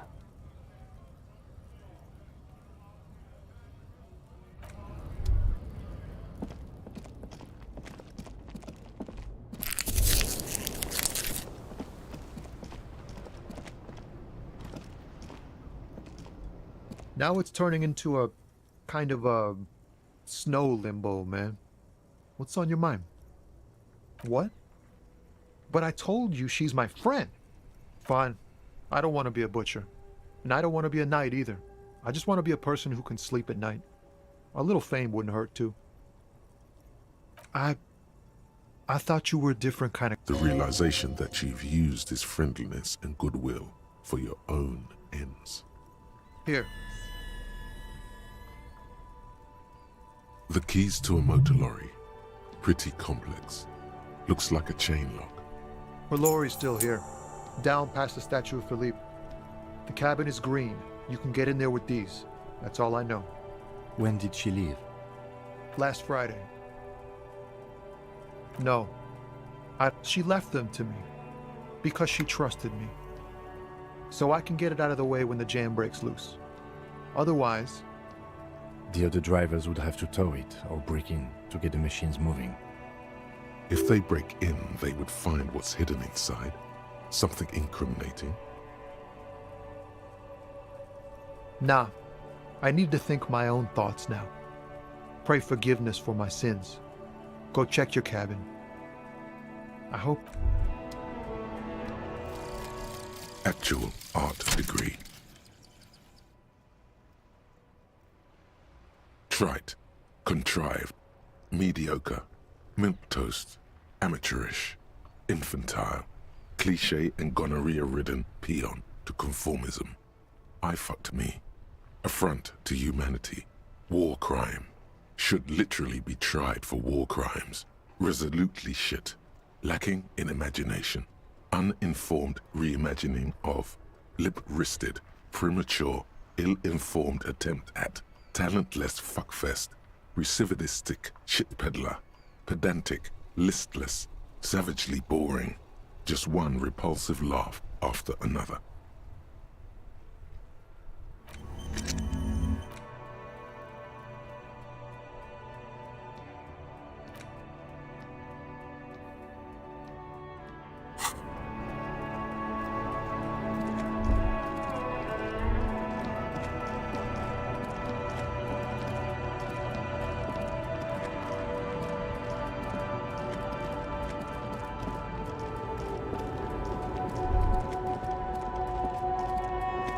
This green found, A to Z, contemporain, is parked in the shadow of the ruins looming overhead.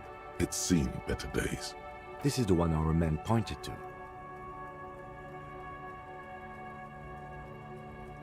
You push the key into the lock and turn. It makes a cracking sound. Then the door pops back a few centimeters. You can just... The smell of cigarettes and perfume welcomes you. The cabin inside is plastered with old movie posters. Actresses smile from the walls. There's a radio transmitter in the front and a toolbox tucked under the driver's seat. Some tools lie scattered near the pedals. These are movie posters featuring starlets from long-forgotten films from the 20s, the teens, even the 90s of the last century. One of them particularly catches your eye. A centerfold of an ingenue attached right above the back seat.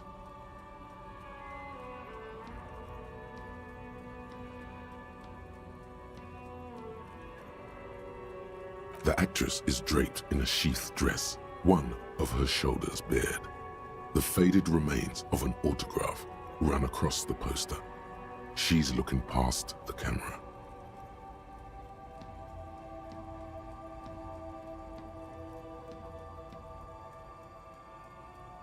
Wait, doesn't she resemble someone you know? But you can't put your finger on whom exactly. This is Tijon, a starlet from the dawn of cinematography, less known for her talent than her tragic, untimely death. She wasted away in a drug den called the Door to the River, not far from here on Boogie Street, a mixture of cocaine and morphine. She was afraid of the world, and the camera, too. The actresses and the rear actor all smile you a warm goodbye. A radio transmitter is attached to the dashboard, and a toolbox sits under the driver's seat.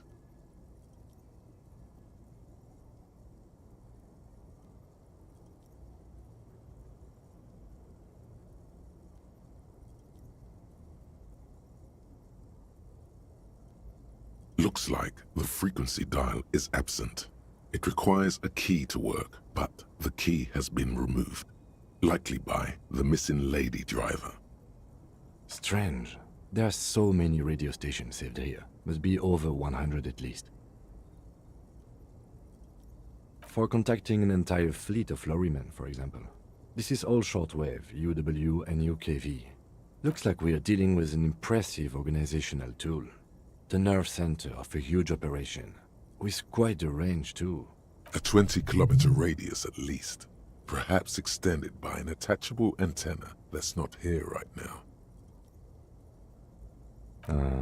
Doesn't look like it. It's completely inoperable without a dial key. The smell of 1,000 cigarettes, some dead actresses, and a rusty old toolbox under the seat. You wedge yourself under the steering wheel to get a better look.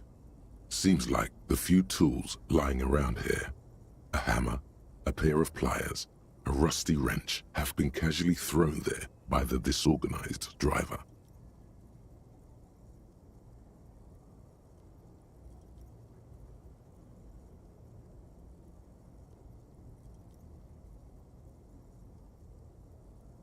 But one odd detail does catch your eye. A piece of sandpaper has been glued to the throttle. Sandpaper adds extra grip.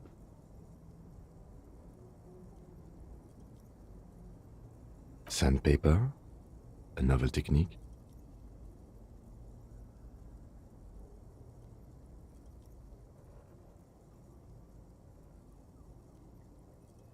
Yes? Do the honors, he thinks. Connect it yourself.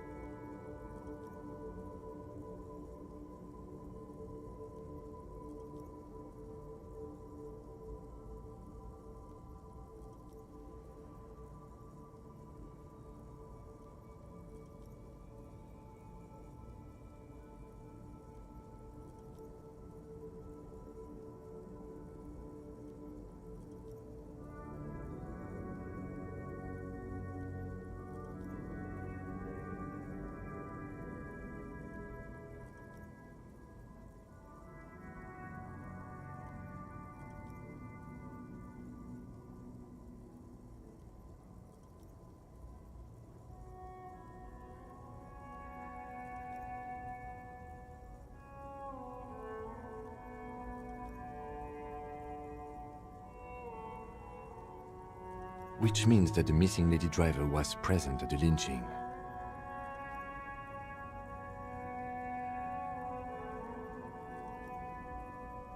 Now we know for certain who's the missing eighth person at the lynching.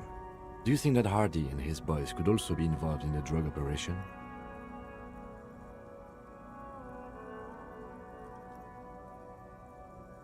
We should talk with Titus, see what he's got to say on the matter. Are we finished with the lorry? The movie stars us. A metallic drawer slides out from the seat. It's empty, except for a folded newspaper.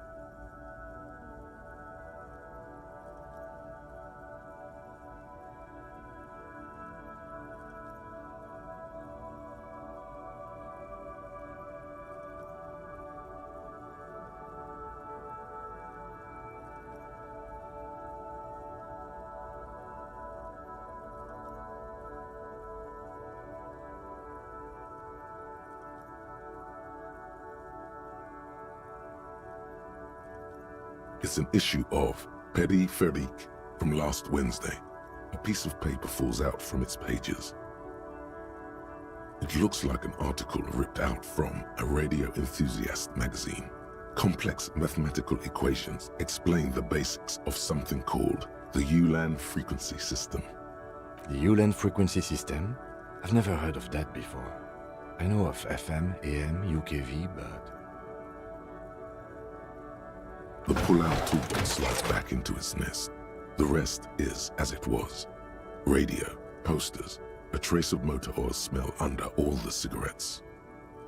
You close the rusty old lorry door. Great. I think we got everything.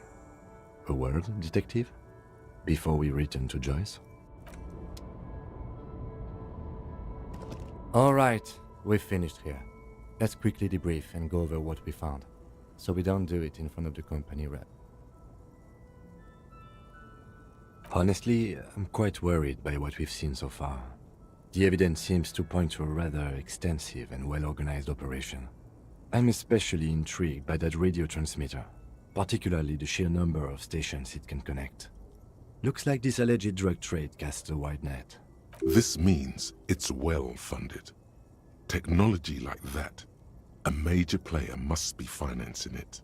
I'm not sure what the Ulan frequencies are all about, but they may hold some significance. Perhaps it's a better way to connect between fleets while avoiding frequency bleed, or maybe it's used to tap into RCM networks.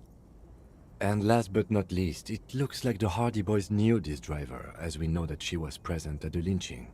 This may be the Union connection we've been searching for.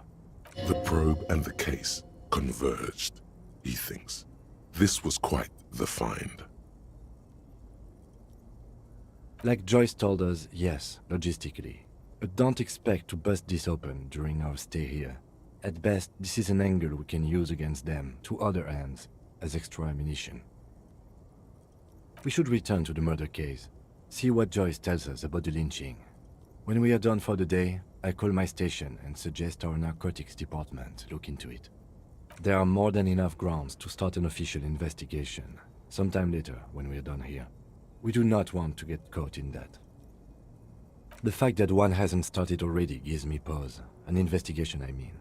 Especially if the Madre grouping is involved, and I can't imagine they aren't. It's certainly worrisome. All the same, I don't like the idea of internal affairs descending on the matter. That won't help anyone either. As elegant as they are, I don't think they are relevant to the drug trade. Don't be fooled. Desire always plays a role.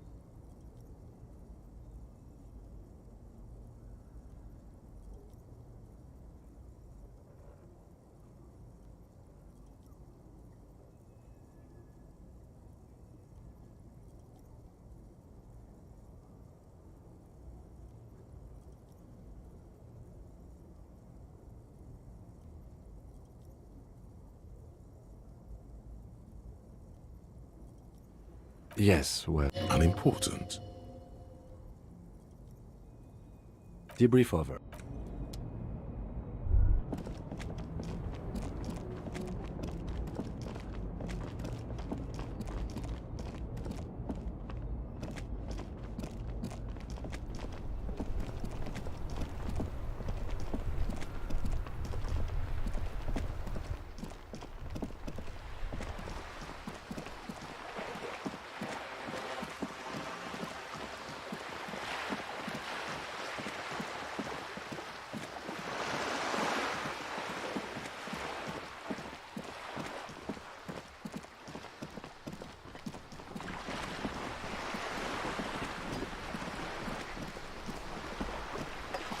You're back. Good. What can I help you with?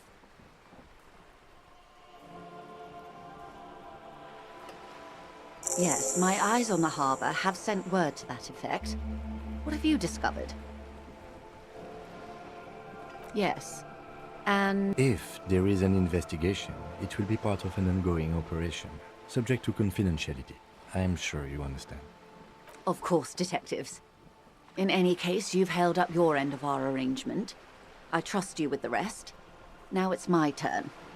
I wouldn't normally break protocol like this, but the situation demands it. If you don't solve this murder, I'm afraid we may have a bloodbath on our hands. The words bloodbath sound cold in her mouth. They taste of iron and strawberries.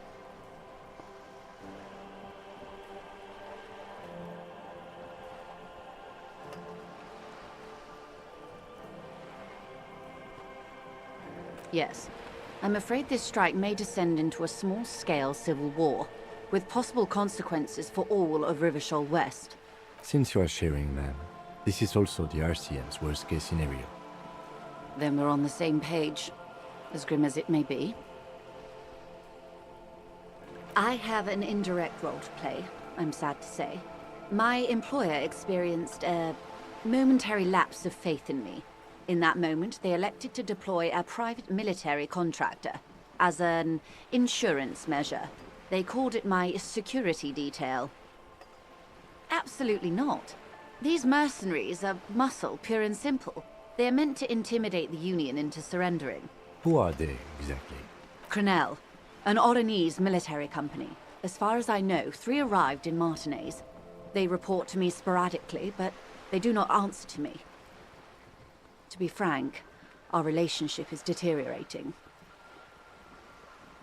They wear ceramic armor, have semi-automatic weapons, and years of combat experience.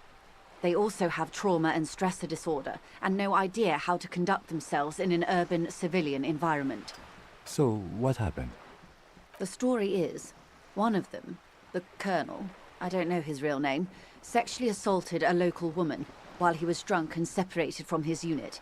This allowed some of the more militant Union members to subdue him. He was taken out behind the whirling in rags and lynched last Sunday night. Nothing. Mr. Clare refuses to let me into the harbour.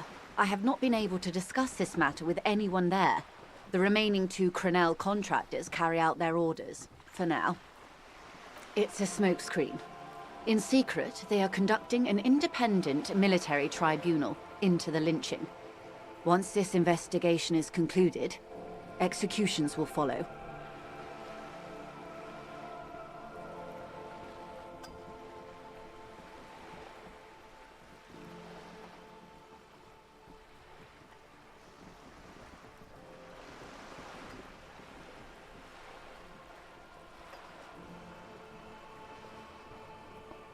What is the nature of this so-called investigation? Whether to execute one, some, or all of the Union militants.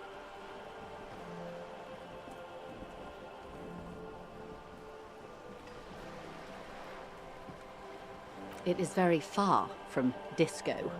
My only hope is that you provide a single, concrete suspect before the mercenaries indiscriminately pick theirs. Simply put, if you don't pin this on someone good and do it fast, they will identify and execute everyone present at the lynching. This in turn will force the Union to respond. The débardeurs have over 2,000 men. It will be 1,000 to 1. Have you ever seen a hornet invade a beehive, Lieutenant? It's not pretty. The Serai's giant hornet, the world's second largest insect, can kill 40 honeybees a minute, while a group of 30 can decimate an entire hive of 20,000 bees in less than 4 hours.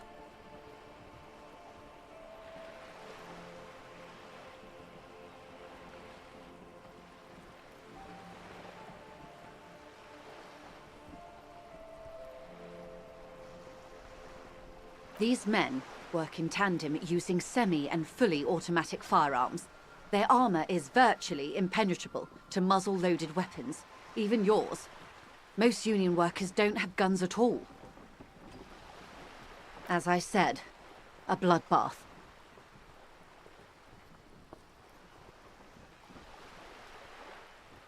Many bleak scenarios have already come true, Lieutenant W. Frater de Bois. All we can do is keep the rest from going the same way.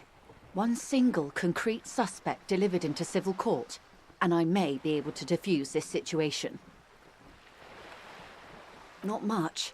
Their public resume is relatively good, as far as private military contractors go. I believe they were once called Downwell. They boast a long list of clients: Saint-Baptiste, Welchman Lorenz, Eintracht. A warning sign, however. The operations concerned all take place in third or fourth world countries. Guarding facilities, escort missions and such. Meaning they're used to operating in war zones. Yes. All the good conflict corridors, Supramundi, Yesut, the Seminese Islands, countries that don't have a good record reporting atrocious military conduct on their soil. Sadly, no. Before this happened, I had little interest in them. Now that I do, I don't have the resources.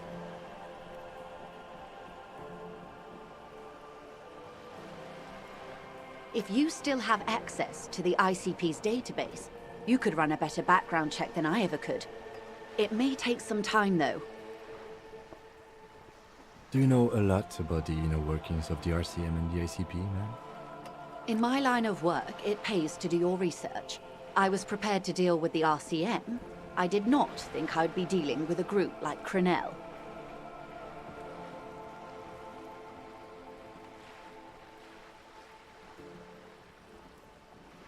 I have, and they will. However, these orders take time to reach what is basically a rogue unit out in the field here. Until they do, it's all on us. She's being truthful. She is pressing them as hard as she can.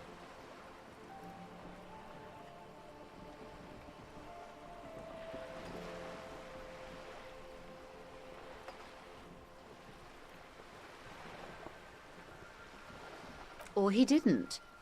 This is information passed on to me from some teenagers loitering around the canal. I cannot testify by it.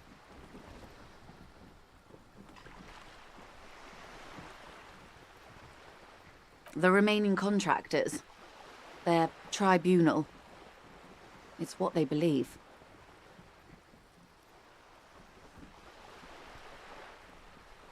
That the man was killed because he assaulted a local woman. I've asked around a bit. This seems to be the accepted story around Martinez. The lieutenant consults his notebook, his eyebrows knitted in concentration. Odd. We haven't heard any reports about an assault in connection with the lynching. Where did it take place? And when? Last Sunday night, at the Whirling in Rags, the hostel by the gates. Supposedly, the colonel was drunk, maybe on narcotics too. Either way, he's alleged to have sexually assaulted a woman. Sometime later, a group of dock workers got their hands on him.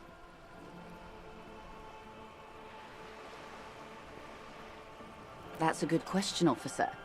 I don't have the slightest idea. As I said, it's a rumor. About a rumor. In any case, it's what the Colonel's remaining colleagues believe.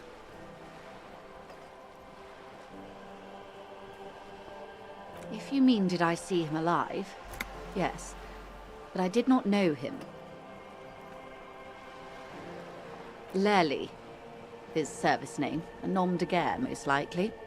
He wouldn't divulge his full name. Only one of them did. A bad sign if there ever was one.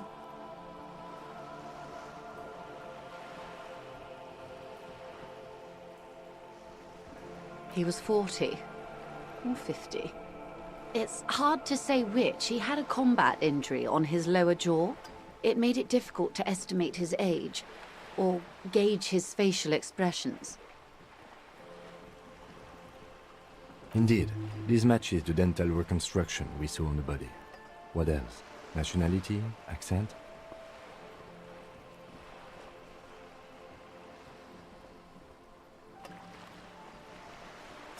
He was, Occidental, I think. Light brown hair, a mixed accent, Oranese, or Messinian, maybe. His injury gave him an accent all his own. In a way, it was humanizing. He had to learn to speak through it, through the injury. That's all I know, I guess. I only met him once. They've gone to ground, as it were. I don't recommend seeking them out. For one, they're almost certainly armed to the teeth. They don't have the same respect for the Revachol citizens' militia as I do. To put it bluntly, they think you're vigilantes, ghetto savages. It will not be a fruitful meeting.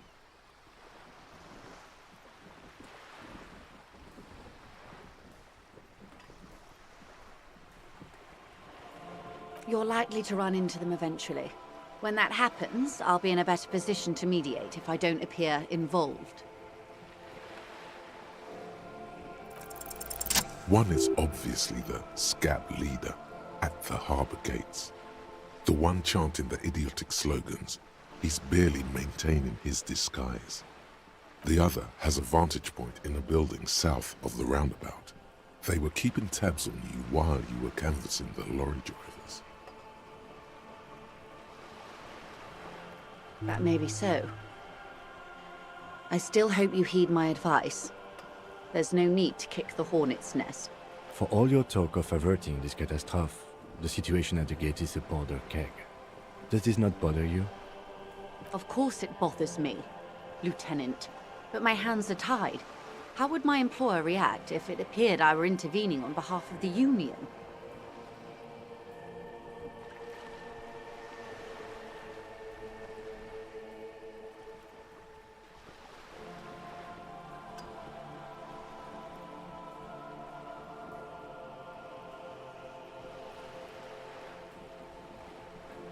Your concern may be appearances.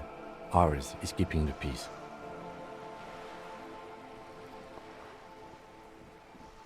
That would afford a good vantage point. In any case, it's practically inaccessible. Where is your radio for contacting them, if I may ask? Do you have an earpiece? Heavens no. I'm not an undercover agent. There's a shortwave at the ship's wheel. I hope I can answer it better.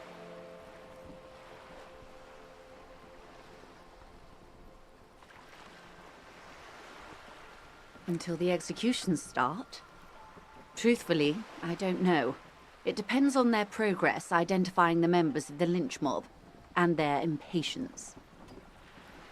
They don't report their progress to you? Not on this matter. I'm afraid they consider this a personal initiative. It's a matter of days, not weeks.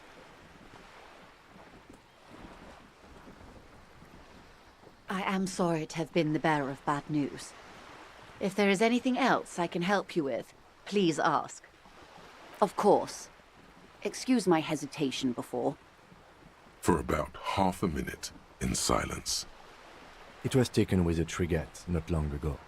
This is the man's upper body. There were no more markings on his hands or legs.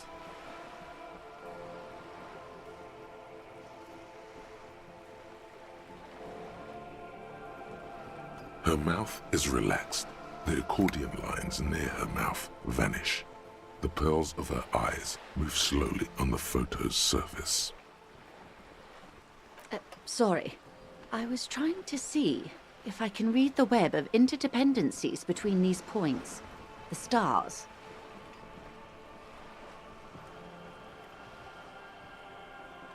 I can't. But that's how you read this story.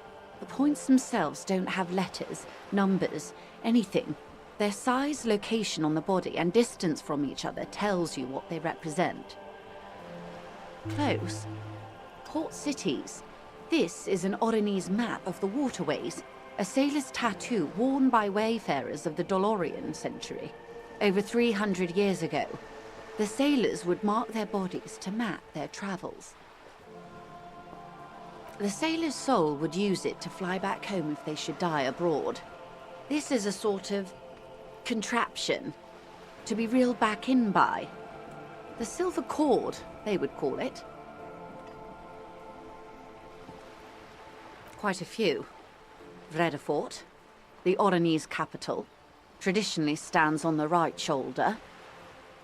He started somewhere near here, I think. What next? Then he made his way to the Pretto Grande, through what I think must be the Stutz Canal, an artificial channel through the Occident. From the Pretto, he sailed to the Insulindic Ocean, first the Semnes Islands, then this. Revachol. Those are the two constants. Vredefort on the shoulder, and Revachol in the heart. They started the tradition of these maps right after the discovery of Insulinde, at the dawn of the Interinsulary Age.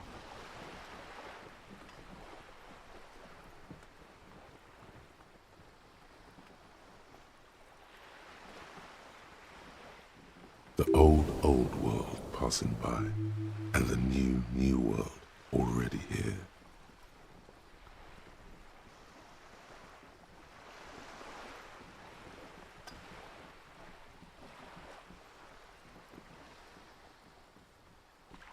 You said you can't read it. I can't. This man was no sailor, and these are no ports. I can understand geographic fragments, but not their meaning. In Martinez, looking into Krenel, he writes in one. Then the man puts down his pen and rubs his temples with both hands. Outside, there is a siren. Distant gunshots on the streets of the Jamrock Quarter. Vredefort? Vredefort has a military academy. The Semnes Islands saw a recent conflict. In Revachol, he was executed. That makes sense to me. We have no more use for a map of the waterways, just like we don't need sailors the way we used to. This is what the custom would morph into on the Occident. Mercenary tattoos. For all the boys looking for an adventure, a blood spatter on the seas. His platoon members? The other contractors. Though I do not suggest you go and show them that picture. This man was their friend and comrade. Surely there are other people to ask about the tattoo. This is not necessary to complete the task, officer. It's a dangerous side task. Search elsewhere.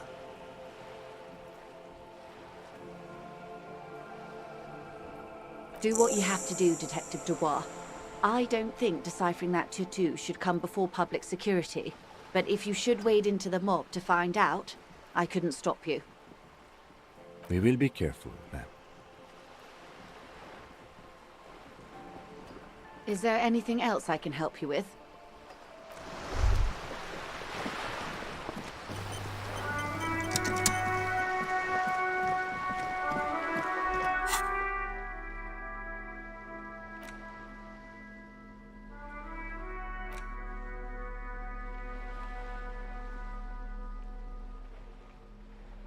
There's no way to listen to the tape without a working tape player or portal reel at hand.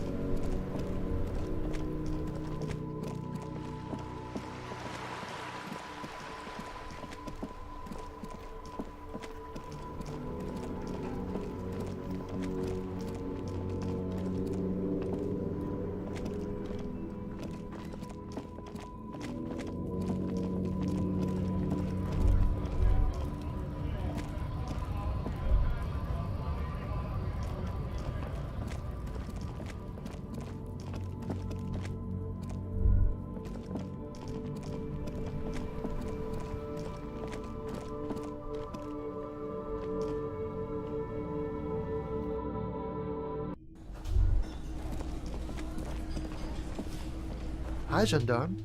Another rendezvous. Hi. So what brings you here?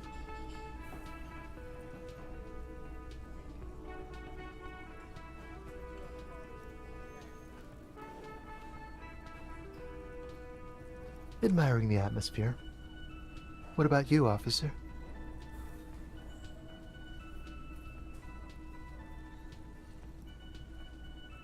Well, here's to you. You did? And how did you like him?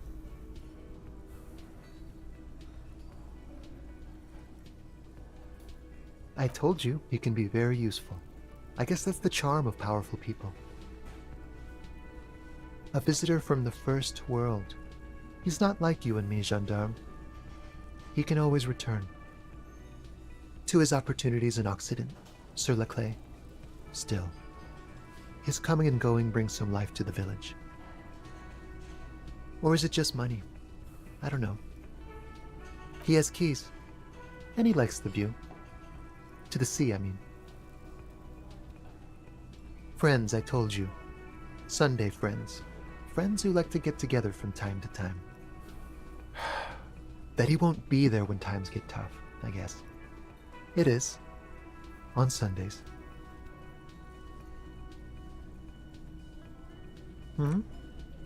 What about me, gendarme? Oh yes, let's see.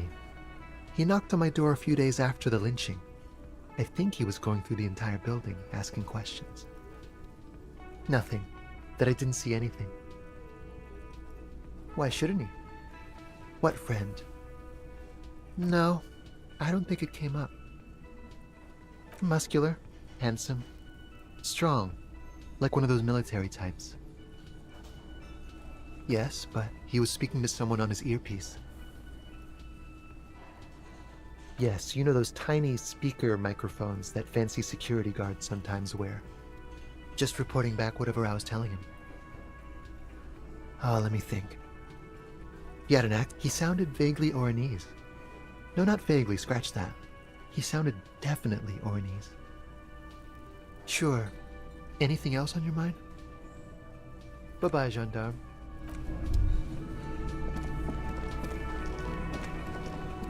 The man ponders his cooking. He looks up at you. Then, shrugging is an international sign for. The man said, I'm pretty sure he asked you a question. He doesn't know you're... Horse need more vodka? Okay, so it's vodka that keeps the men happy and in good spirits. Clever move by the Union. Of course, vodka. Now that makes a very, very special borscht indeed. Turning it up seems like a dangerous idea, honestly. The place is a powder keg. The cook gives you a long, disappointed look, then turns the stove off and seems to wait for you to speak. You see a heavy...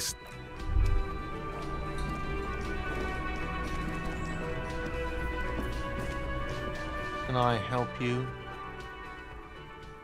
What is this thing? What, the interior decorating kind? You know, I'm sorry. This is actually a nice bird. A competent piece of taxidermy. I can fix it to the plaque and have a new bird in the establishment, I guess? So, I don't know. Thank you. I'm gonna go with thank you. People just don't know how to accept gifts, especially taxidermy. He likes it. He likes the bird. It solves his broken bird problem. I feel good about our work here today. It's all about the little things, like bringing people random stuffed animals. It's not actually about that, but he liked it.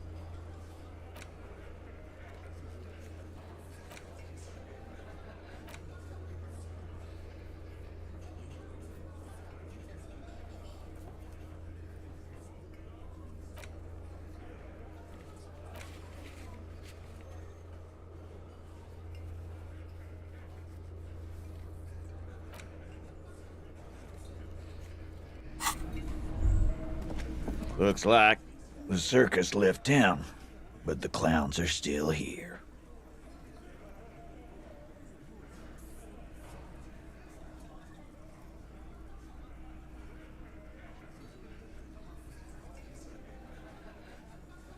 Yeah, by friends, you mean his squad mates from Cronell.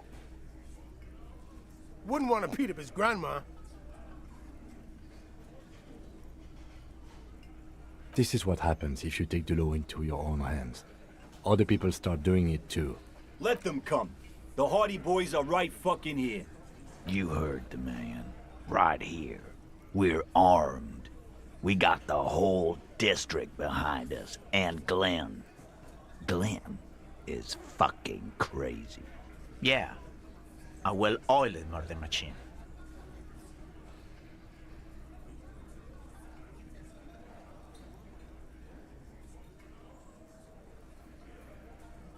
The fuck is that supposed to mean? We're not bees. We're men. We're socialists. Easy, E. He's trying to phase you. What are you trying to do? Big fucking surprise. They hire psycho scum, arm them to the teeth, and let them loose in the city. What do you think is gonna happen? We got weapons of our own. We got Ister 50s, Zeelagers. Glenn's got a knock cannon at home. I guess we're gonna see, aren't we? That was an unsure phrasing.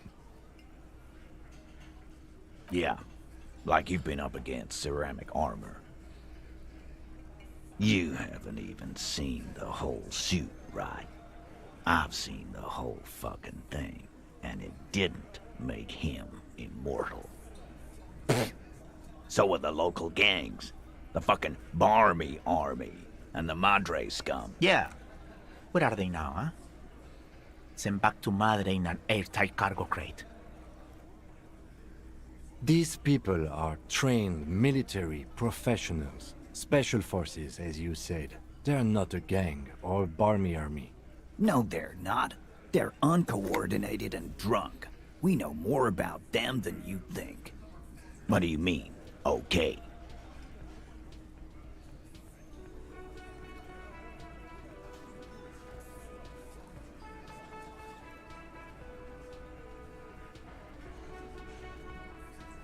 No, they won't. Get out of here with your negative energy. All he means is that the situation is serious. No wonder you cops get shot to shit every day. Can't go to war with an attitude like that.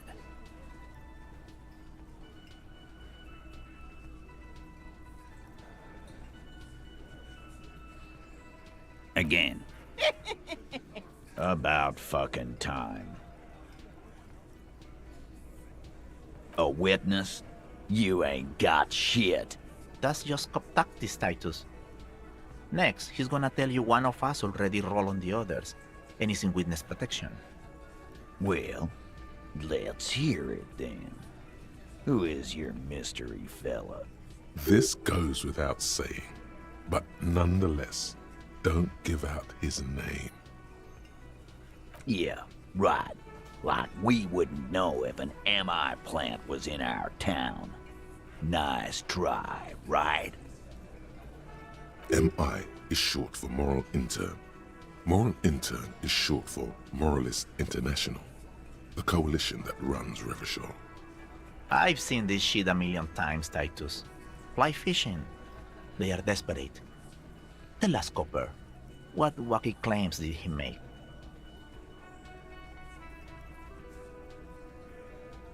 Arab guy? Boss, I think he's trying to save me and Theo. Well, yeah. What is confusing you? Eugene, Theo, and Elaine were there too. I already told you. We were all there. It's you assholes that feel the need to go around like a fucking brass band. The Hardy Boys are dead silent. Yeah, it's like they put cowbells on you before they send you to the streets. What's with the cowbells, policeman? They're avoiding having to answer this question. We were drinking, weren't we, guys? I hit the bottle hard. I was drunk as fuck. Right, I'm convinced, Glenn. Nothing off here.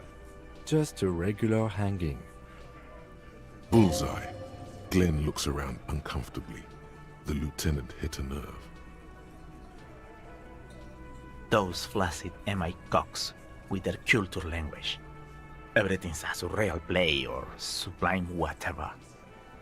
Doesn't mean anything.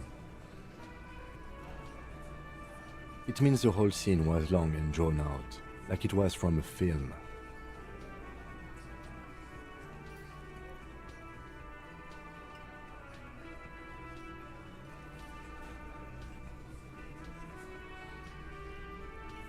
What is this fella's problem? Sorry we didn't make it more action-packed. It wasn't the first thing on our minds, you see?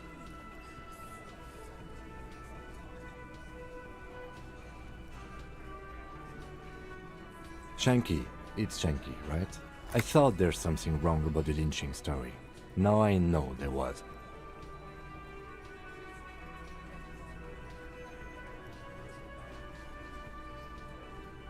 You don't know shit. I know you are lying, Shanky. Some witness. I pulled the same shit. Came up with some shit, then went and said it to people. Get a reaction. Don't have to go to cop school to try that. You don't have to go to school for shit. I never went to school, and I'm doing great. You're doing a hell of a job, man. Hell of a job. So much bluster to hide the fact that they're uncomfortable with you having this info. Like hell you have. There is no local drug trade. This place is as clean as a rifle. Go back to Jamrock and ask the local junkies how clean your streets are in Precinct 41 Kilos.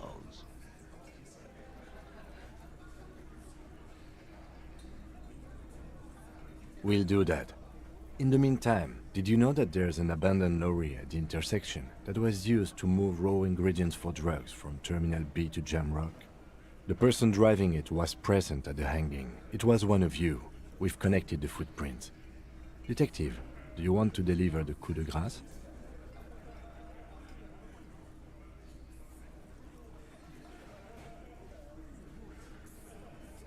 That's a mighty interesting theory.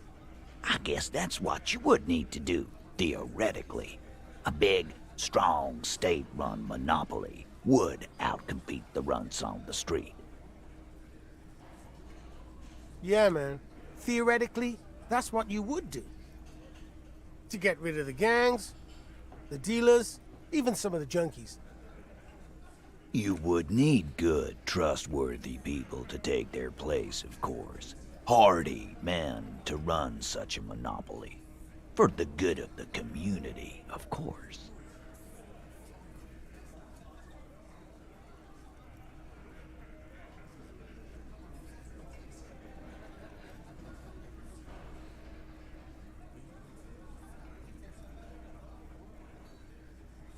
No, there aren't. Some little shit and his dad are doing speed. Who fucking who? The stuff's probably from Jamrock. Whatever you've seen is peanuts. Look at the big picture, man. The place is a paradise. And all thanks to Hardy Boys.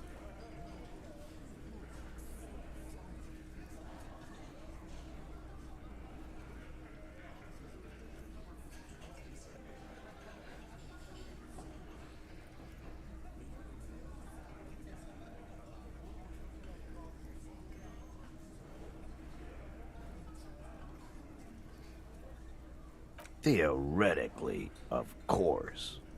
We're just talking politics here.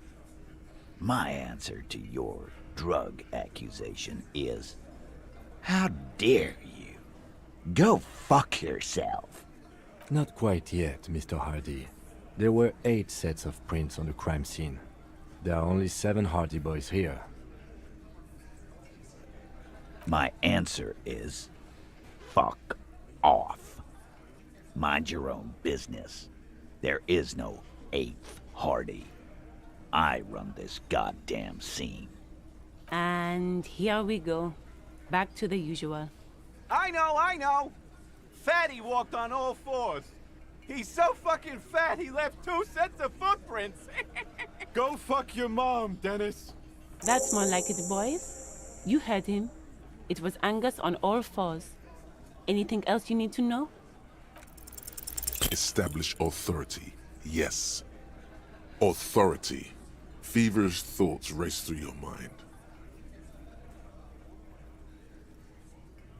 Did you already try the gun thing? I hear the gun thing. You're probably right. The others are only there for filler. To make the gun thing pop. And what exactly is it you've been doing that's so goddamn special? Shitting yourself in front of us. Going around, harassing kids on the street. Kids who've done nothing wrong.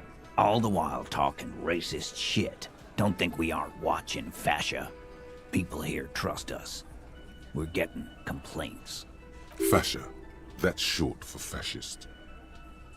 Of course you have. You've been calling people kipped left and right, inciting race violence in my town. Kylie said they've been trying to set up a race rally, whatever the fuck that means. Trying to get the kips out of Revachol before the economy goes to shit.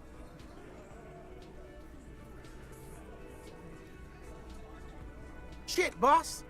He actually is racist. Of course he's racist. Look at how fat he is. Unless you had questions, we should get some air. You got shredded to pieces there. Should have gone with the gun. What were you thinking?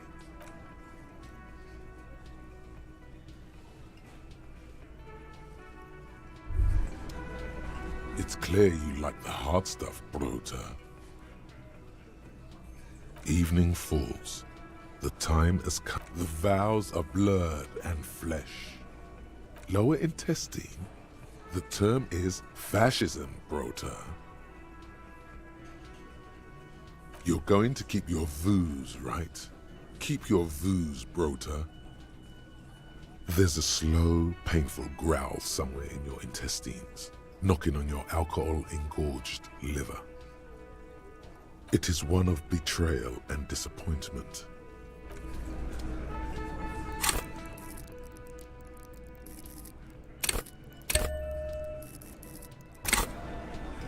It's you again. What is it?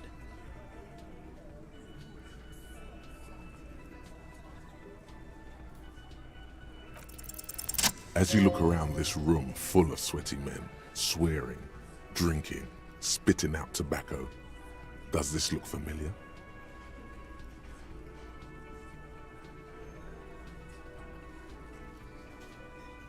You believe the place was called Precinct 41.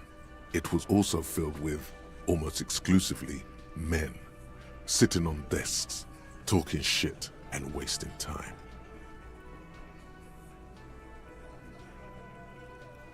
Huh?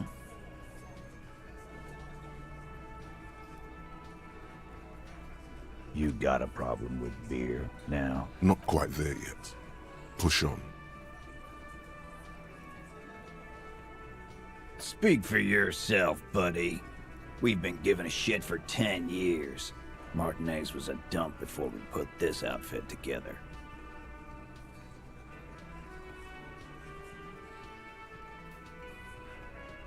They don't know, man. They weren't here. We had 3 shootings a week, kids dead, fucking graffito everywhere. You cops haven't shown up since the 30s. Congratulations on the graffito removal. All I see is you sitting around talking about Monica's titties while there's a rape victim. So what? What do you want from me? We took care of that fuck. Don't let him drink that. One more push, quick. Titus? She stops mid-sentence. That's it. You got him. He's going to give it up, but on his terms. You wanna help her cop? Fine. I'm gonna let you help her, but you treat her with respect. If you don't, if you question her, harass her, a freight train of pain, buddy. What is her name? Placia, I'm on due. She's staying here at the Whirling in Rags, a real pretty one. Silvery jumpsuit, blonde. That's Amonju, with an O-U. Shit. The girl. The girl upstairs? That can't be her. She knows you drank so hard you forgot you were a cop. Yeah. Blonde. Tall. Too sure. Why not? You've probably seen her around. You inexplicably add cool after the victim's name, but no one notices. Your spine is too damn straight. None of these people would ever suspect you've met her. Calm. Normal. Try to forget this little hiccup. Relationship? There was no fucking relationship. He raped her. That's their relationship. Was like that karaoke incident all over again. Or like some of the other girls he was harassing. Okay, enough. All of this is irrelevant to your stated investigation.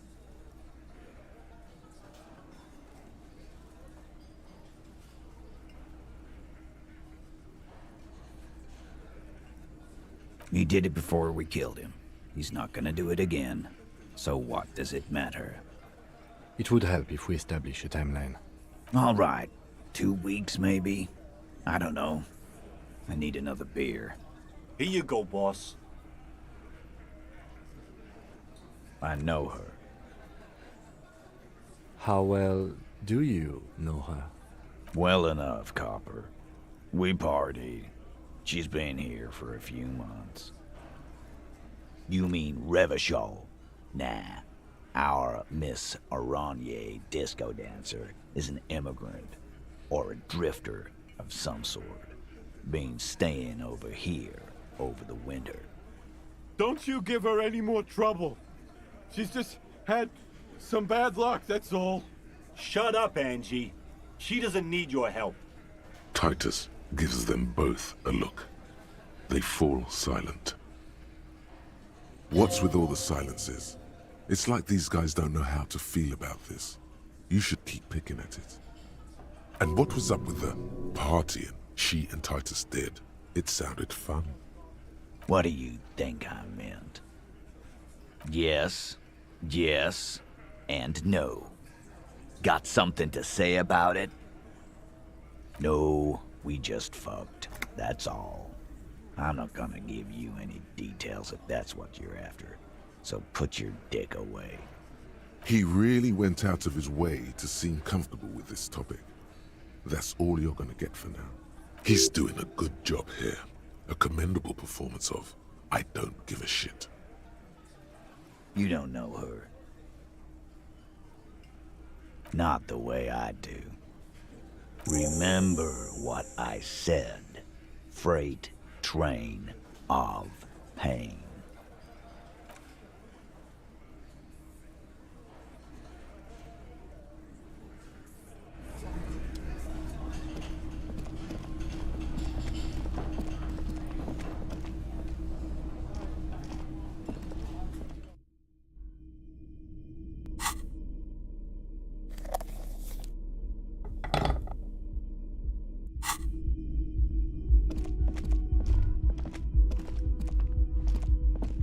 The door is closed. Who is it? Tired. Controlled. This is the police. Can we come in? Come on up. The door is open. I'm drying my hair.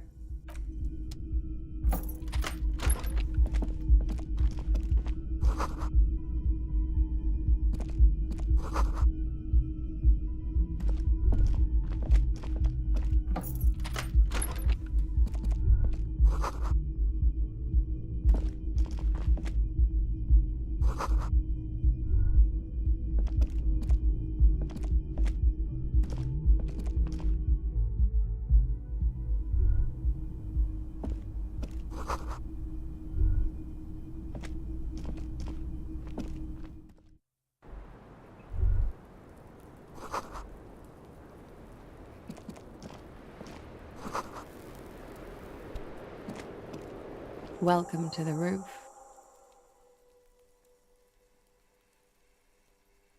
Below her silvery jumpsuit, an athletic young body, built long and lean.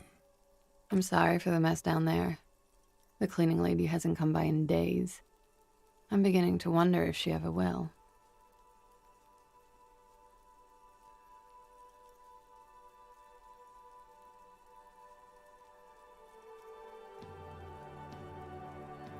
It's much nicer now. Where the dead body used to hang, clearly visible from the roof, but no longer. Thank you for that, officers. Truly. There is something in her light brown eyes, a sadness, when she thinks about the death of that man.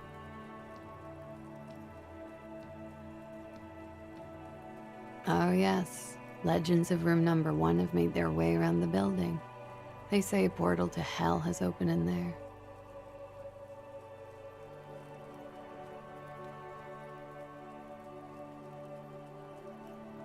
They also say that's why the cleaning lady quit, because of the infernum. I'm Kim Kitsuragi. I'm a detective from Precinct 57. I see you've already met my colleague. Have I ever? Have you grown accustomed to your role as a police officer? Like riding a copper-cycle. Miss, we are investigating the murder of the man down there. The people who put him there have asked us to talk to you. Oh, I see. Be careful. Ask something else first. When you go there, use words like, I hear you have been through something difficult. Clausier Amandou. Same name that Titus gave you. It sounds Oranese, as does her accent. Right, sir. Vrai de Fort, Republic of Oranje. I guess you could say I am an Oranese expatriate. A bad memory, officer. The Republic of Oranje is a democratic nation on the Muindi Isola, north of here, over the sea and across the Pale. It is one of the 6 major Occidental nations to hold stake in the continued occupation of Revachol, the coalition. People consider it a reasonable superpower. They will make you into a fiscal colony, divert your natural resources, hold patents and shares, but they won't threaten to wipe you out anytime, like Revachol did in its prime. Of lilacs and lightning, parks, glass, duraluminium. Vrai de Fort is a conference city. It's always autumn there. And night. At least it was for me. What's so bad about that? Nothing, if you're no longer there. I'm 28. Something stupid. Oranese lit. Oranese literature. It's what I studied at the university. Fear of failure, fear of death, how it sucks to be Oranese. All national literatures are... only the name of the nation changes. What about Revacholian literature? People sometimes reveal things about themselves when they discuss such matters. No. Revacholian lit is about how magnificent and serious Revachol is. It's about how you have to save the world. That's the natural state of the Revacholian hero. She seems quite relaxed for a victim of assault. But, of course, what seems should not be your priority. Nothing. I do nothing with it. It's not very cool, but what can you do? I'm afraid you can't, officer. Why is that? Because it's buried in a sealed plastic bag at an undisclosed location on the coast, along with cash and airline tickets. Thank you for your candor. Why? They say so in your tourist brochure. Keep travel documents away from your person when west of the river. If I were to lie to you, I would come up with a more mainstream name than Clausia Mondu. It's a weird name. She seems to be telling the truth, sire. Okie dokie. The record. So official. Yeah, it's pretty deluxe. I'm wintering. How long have you been staying here? About 4 months. I came in November. The bills downstairs concur. Here in the Whirling, here in Martinez, or here in Revachol? Because it's the funkiest building in Martinez. And because all the other buildings are bombed to hell. Okay.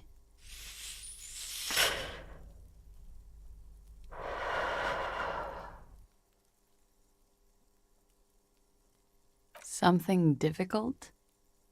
I've been through at least half a dozen difficult things. Which one do you mean? By sexually assaulted, you mean raped? Yes. It's a bit early in the morning for raped, isn't it? She sounds positively buoyant, vivacious, totally unbothered.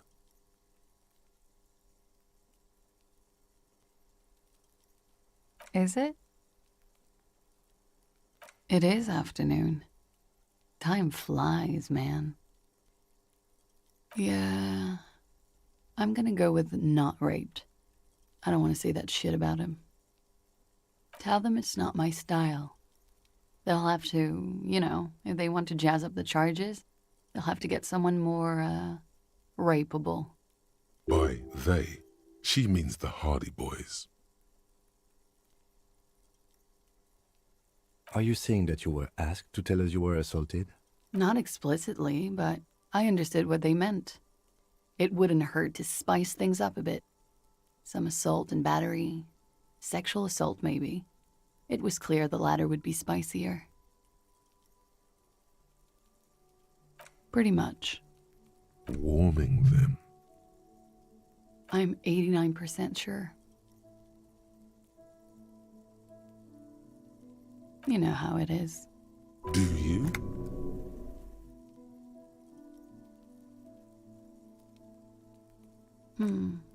Maybe you don't. In conclusion, officer, I'm gonna go with a mild to medium not raped here.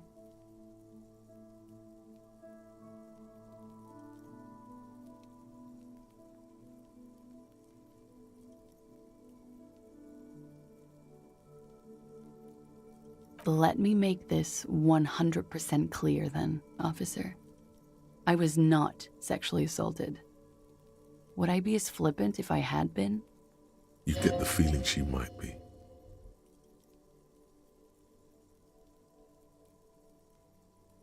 We partied.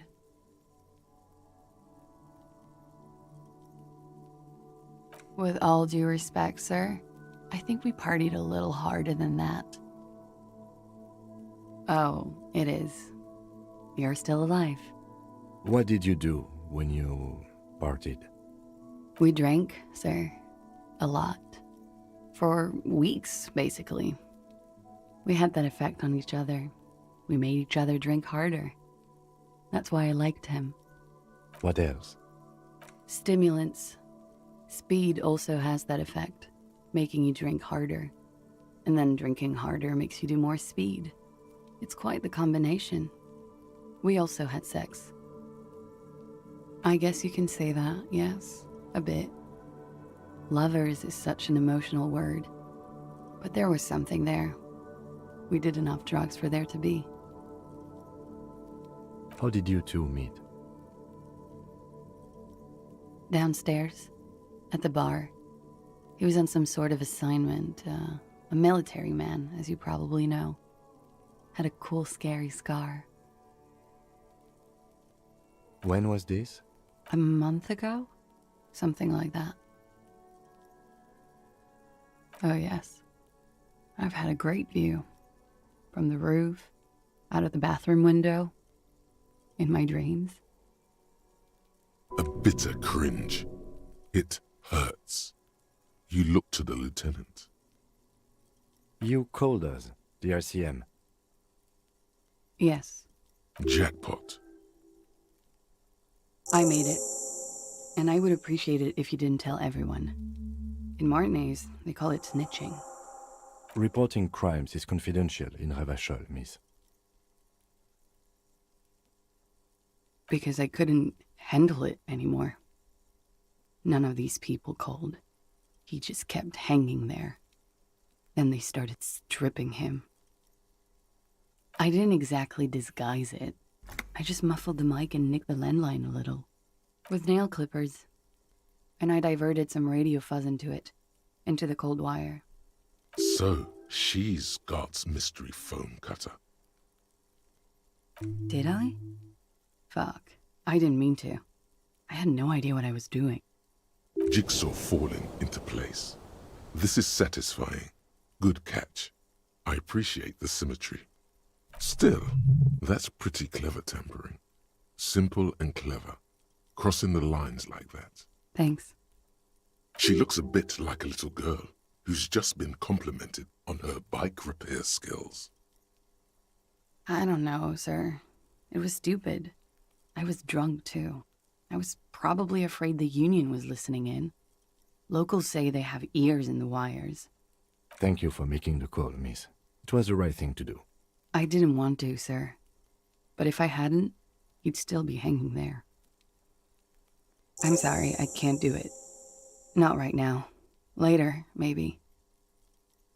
I keep seeing him. Like he is now. I can't talk about his... I don't know... hair. I know it's difficult, miss. We can return to it later. He had something to do with the strike. One has been roiling since I got here. Rotten timing. But you probably know all about it. And his role in this strike was... what? I think he was in a security detail. He was ex-military, worked for Wild Pines, and against the Union. We didn't discuss work much, if you know what I mean. But I understood it was dangerous. And they lynched him for it?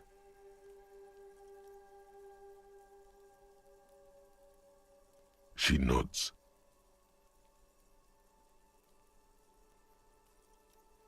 They're frequent guests downstairs. They have a booth for union members. They're probably down there now. Over drinks. It's been a long, boring winter. A little, yeah. Like you partied with the deceased? No, not as hard. I'm sorry to have to ask this, but have you had a physical relationship with any of the Hardy Boys? I have. Which ones, sir? I don't remember precisely. Titus, obviously. But as I said, it's been a long winter. She breathes a silvery sigh of relief and weariness. The air on the roof feels humid. Should we head by downstairs, officer? We may have things to discuss there. She nods. Silvery cigarette fumes disappear into her mouth. Yes, you're just one room away. Very personal. Good. Yes. This means she could have heard something. Like what you were doing before you... You do not need to know that. What you need is to ask normal police questions. Like... Get a grip, he thinks. At least do your personal stuff when I'm not here. Why not? I'll be here until 11 p.m., drinking coffee, most likely. The same small, heavy door. No lock in sight. I don't know, Lieutenant Euphrator. It is not the first closed door we found in this building. There is also your mysterious blue kitchen door. I don't know. The further we get, the more this building seems to be tied to the case. The vigilantes, the cadaver, and a number of people connected to the case are in or around this building. This door is part of it. It's not unimportant. It's barred from the inside. You hear the bar rattle in the brackets.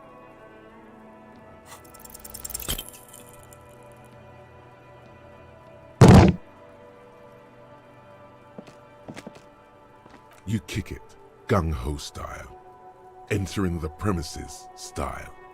But the door fails to respect the force. All you hear is the bar rattling inside, laughing at you. All right, let's trash the place. Let's not. Bent metal, broken glass. Your path lies strewn with the broken forms of everyday objects. You are the destroyer, the bane of inanimate matter. Look, there's a discarded milk carton on the floor. Why don't you destroy that too?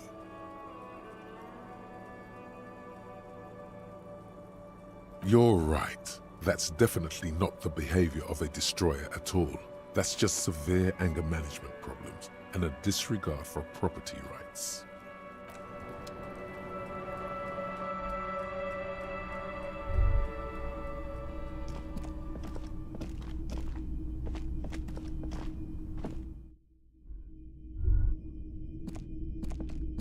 Looks like we have more to discuss with those so-called Hardy Boys. Nothing will make them respect the RCM, but it will disrupt the game they prepared for us. We just stripped off one layer of whatever it is. Her decision to not corroborate their story was definitely not part of the plan. What else could she have done? Lie? She saw there was no way to lie and get away with it. If not you, then me. It was a smart move from her. You think so? Being candid is the best way to lie. The appearance of candor with some facts thrown in draws attention away from whatever one chooses to omit. She may be trying to control the pace of the investigation. Anyway, we should move. I suspect our inquiries will bring us back here soon enough.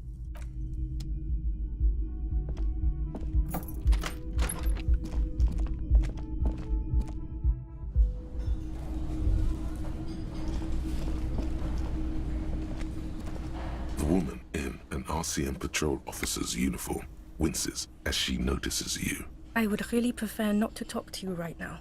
As Lieutenant Kitsuragi explained, a patrol officer is the lowest rank in the RCM, below lieutenant and sergeant. I'm definitely not the cavalry. I don't know. I mean, why would I want to talk to you? No, you haven't wronged me. It's okay. Okay, fine. Let's talk. What did you want? What does one talk about with a fellow officer? It means I'm a patrol officer, sir. What precinct? Am I from? God, he doesn't know. Fucking deranged lunatic.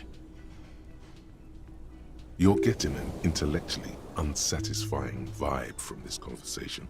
Maybe you're doing something wrong. I don't know what to say. Don't say anything, Judith. I'm just looking out for... You? No one. I'm just a man with sunglasses. And you are? Yes. A policewoman who just wants to do her job. That's all.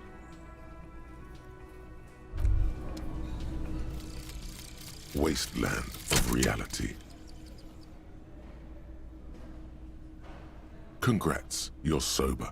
It will take a while for your body to remember how to metabolize anything that isn't sugar from alcohol. So you're going to be pretty ravenous soon. Eat plenty. You can expect your coordination and balance to improve in a couple of weeks. In 2 months, you might start sleeping like a normal person. Full recovery will take years though. It'll be depressing, and it'll be boring.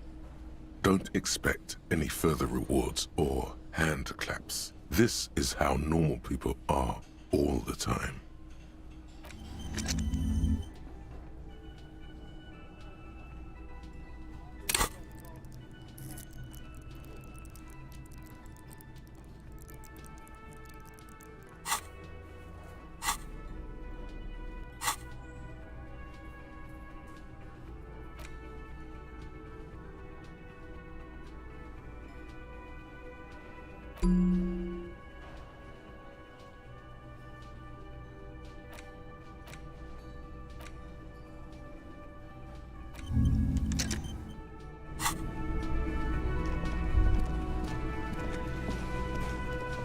It's you again. What is it?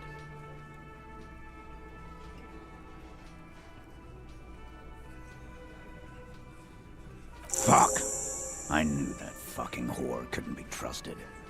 For the record, Titus Hardy did not explicitly specify the victim as a whore, nor did he say anything about trusting her. Oh, shut up and stay out of this, Liz. He raped her. He was out of his fucking mind. You have no idea. She's just in denial, asshole. You don't understand the traumatic experience. She's shutting down, and she doesn't fucking trust you. Yeah, she's crazy, you know. A crazy bitch. You know the type. She's fucked up. This is a diversion. Stay on track. Lawman, I'm at the end of my goddamn rope with you. I fucking told you not to push her. And you went and pushed her. I am gonna fucking...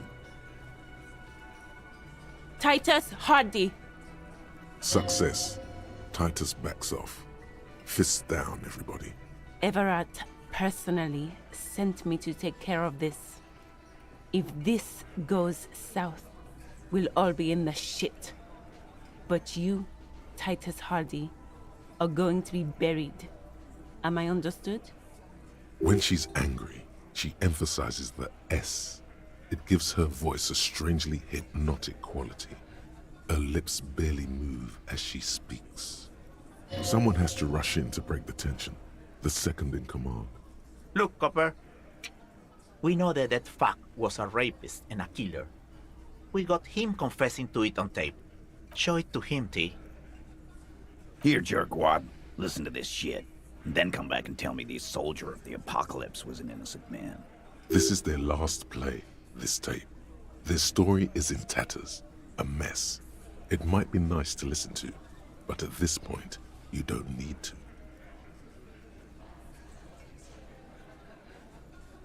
You don't care about evidence. The fuck are you a cop for, then? Pigs, T. They don't care about getting the truth. They care about getting convictions. They are fucking keeping a score on their bulletin boards. I won't be on your bulletin board. If you don't listen to the tape, we got nothing to talk about. There's a lot of questions. If you ask them now, they'll just keep bringing up the tape. Listen to it, and they'll have nothing to hide behind. I'm sure we can find a tape player. Where can I listen to this? Why don't you try shoving it up your ass, genius? Yeah, play it with your ass, cocksucker.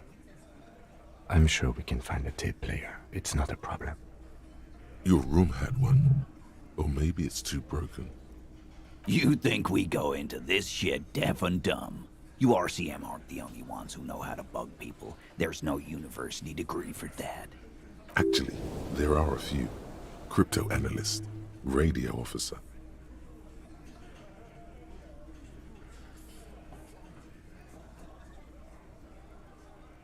Yeah, like you have one. Smart ass. Bear. We have machines. We're in logistics. How do you think a harbor works? It's advanced stuff. Understood? You've listened in on their communications. How long? Since way before their chief started taking swing lessons. Things got nice and quiet after that. It's not advanced.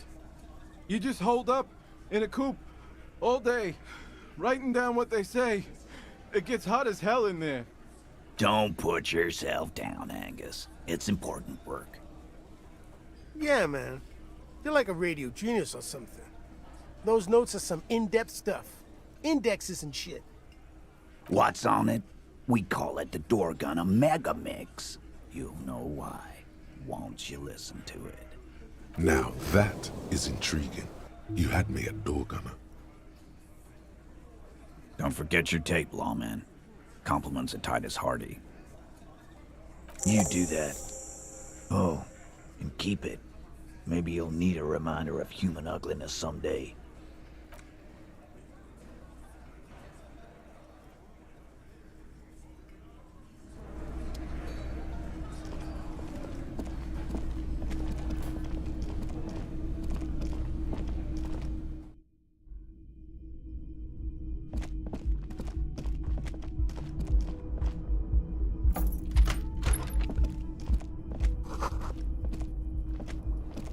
The compact tape player is still and silent.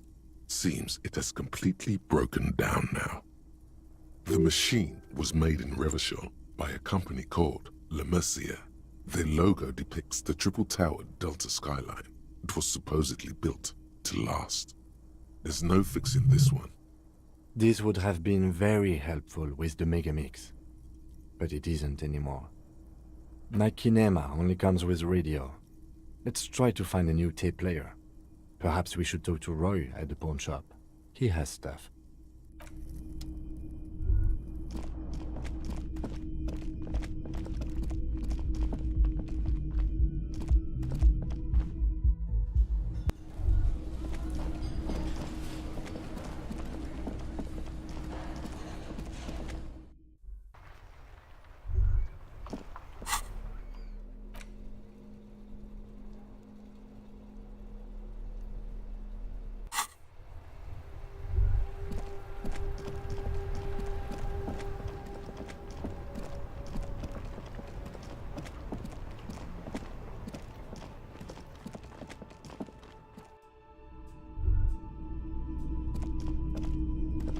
Hello, hello.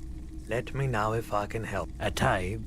We have boom boxes for sale that will play it. Check the shelves.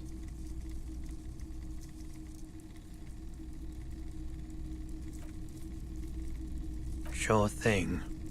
Maybe. Shady-looking guys came in here yesterday, looking like they'd just taken off their Wild Pines overalls. They asked if I have a police weapon to sell. I told them I already sold it. They went their way. It was a trip, but you know, all sorts of people come here, asking for all sorts of things. Maybe Claire really is tracking down your gun. People as oleaginous as Everard seem like they're lying, even when they're really being truthful. Sure, man. The boomboxes on the shelf look well-loved and well-traveled.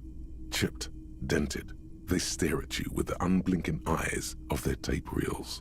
One especially catches your eye. Deep gold and amber plastic with a big old handle on top.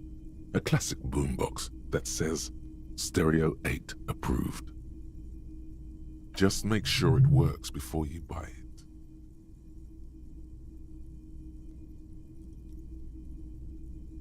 Is the Harman Welsh W2, made in Vespa, designed in Seoul, plays all reel-to-reel formats, 2mm, 8mm, 12mm. It's even got a little radio in there. It'll set you back 12 real. Sorry man, I can't be giving out freebies. Never have, won't now. And here you are. Quality sound reproduction on the go. It'll play anything, wherever, turn any tape into a conversation of sounds and shapes.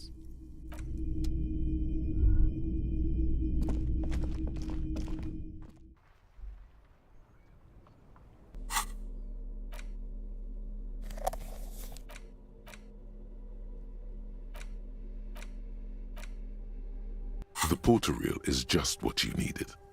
You press the large button marked Commencer, and the tape starts spinning.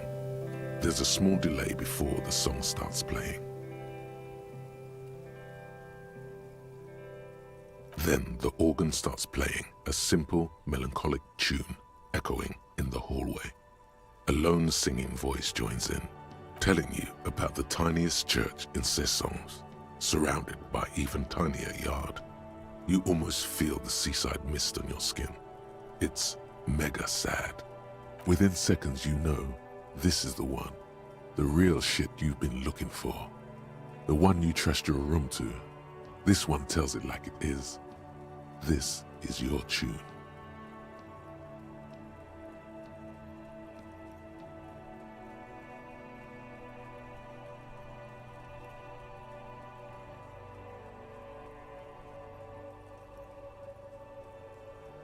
A click, then silence for a bit.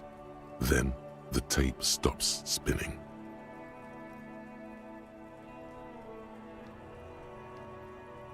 Of course you could sing this. You could take sad to a whole new level with this. And you already know the lyrics since you've listened to it like 1,000,000 times. Yup, they're all here. All 3 verses.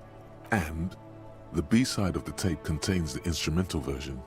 It's like the world itself is telling you to do it. Only one obstacle stands on your way. Gart, you have to convince Gart to let you sing karaoke in the whirling. After you've won him over, you can express yourself. Let the pain out. Make everyone understand. The lieutenant looks at you as you remove the tape from the boombox. He doesn't say anything. The porter reel is just what you needed. The reel push, command set, and the tape starts spinning. Violent static and machine sounds fill the air. This isn't Revachol. This is a fucking village. I can almost see the elephants. The harbor. That's the son of a Kvalson crane. When this shit is done, I'm gonna tear that place up. Soldier of the Apocalypse style. Kill shit. Dogs and chickens too. Gonna run a room, Cordy. A real nice one. I don't give a shit. I'm fucking done. I'm done mentally. I'll fucking do them all in. Rape that disco cunt on the counter. You know, the dance a whore upstairs. Do it Kohoi style. Never did get that taste out of my mouth. The lieutenant presses the button marked Arrete on your porter reel. The tape stops spinning. It seemed authentic enough. Probably recorded off the shortwave, then edited to seem more incriminating. He sounded like he was on patrol around the harbor walls. Still. There's more going on here than we know. End of recording. One of the other mercenaries, I think. The one he was talking to. A friend. A village on the Samaran Isola, in South Safre. Grad committed war crimes there, the kind of thing he talks about. The South Safre conflict is an ongoing proxy war between Grad and Safre. It has been hot for 12 years, with the atrocities piling on, mostly committed by the Grad. Who knows? Maybe the tattoos would have an answer. We would need to know the story of this man's service. A symbol of soldier of the apocalypse style conduct in a civil environment. I think we've got a few more questions for class here, don't you? This seems to contradict her testimony, at least to some degree. As you take out the tape, the boombox tunes itself back to the cheery radio again, spewing out beats like it's a Friday night. The contrast feels chilly, inappropriate even.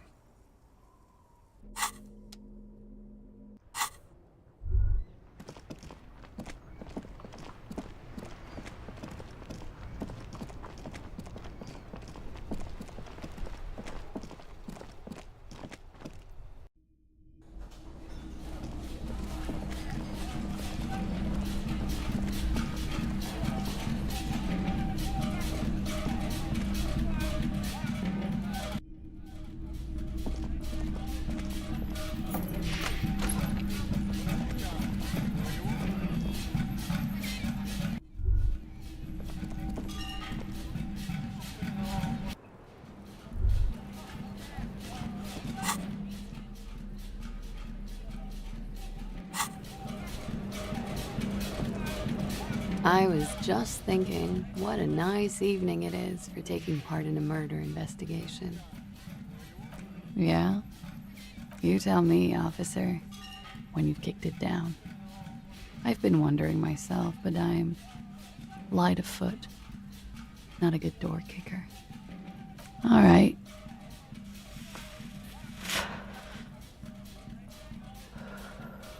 She puts her coffee cup down. This does not surprise her. Did he? I never said he was a good man, or that he had good intentions.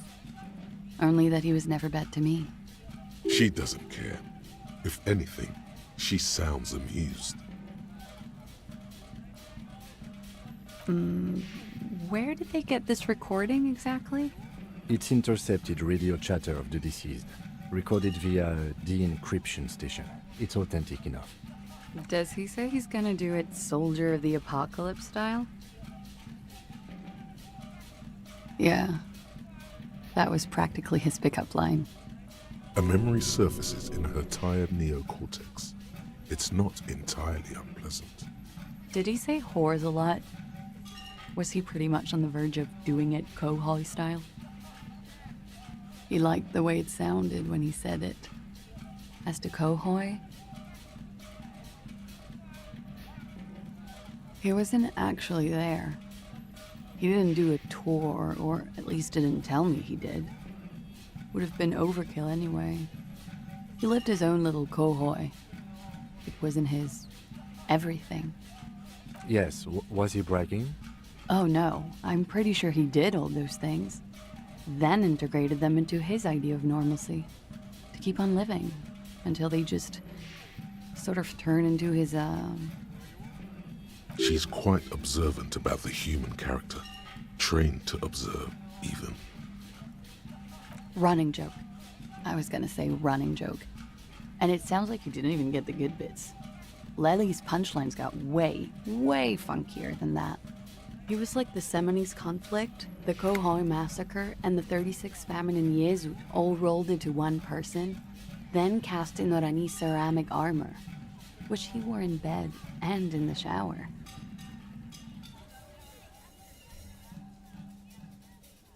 We're all scraping up any happiness we can find, officer. Going around with our little scouring sticks.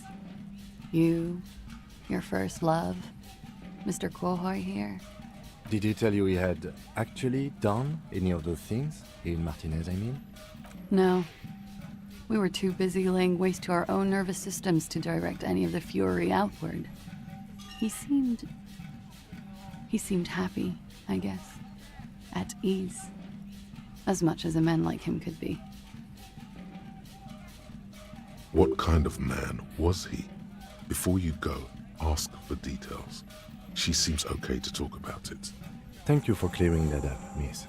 Whenever you're ready. I'm interested to hear what Titus Hardy has to say now. She takes a very small sip of her coffee and smiles. Not my favorite topic. How about we, Like, for example, his name? Actually, officer, I didn't know his name.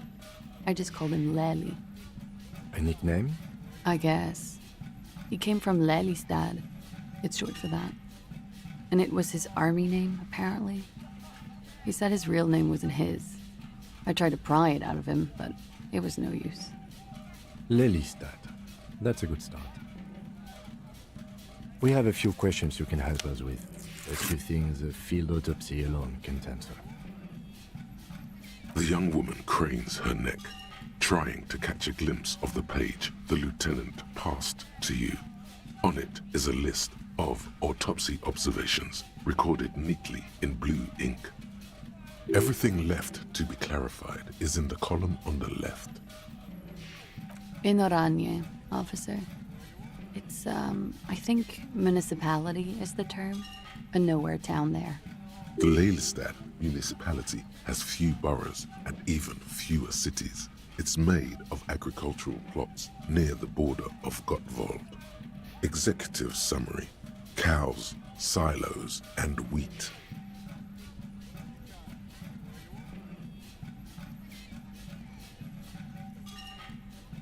You were almost right, officer. That means his race was occidental, not mondial. I'll update the form.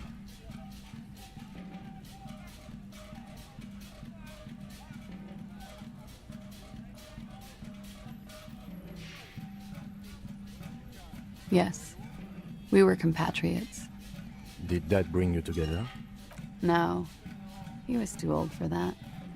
And from another part of Oranien Rek. I didn't even understand his accent. What brought us together wasn't Oranje. It was bad habits. Sex, alcohol. No love for Mother Aranye. But wasn't he a soldier? This could be worth pursuing. No, he left the National Service after they taught him to do what he did on Seminine. He wasn't the flag-waving kind. He was the making money, killing people kind. He was by no means a stupid man. A people person, a small platoon leader, certainly not a patriot.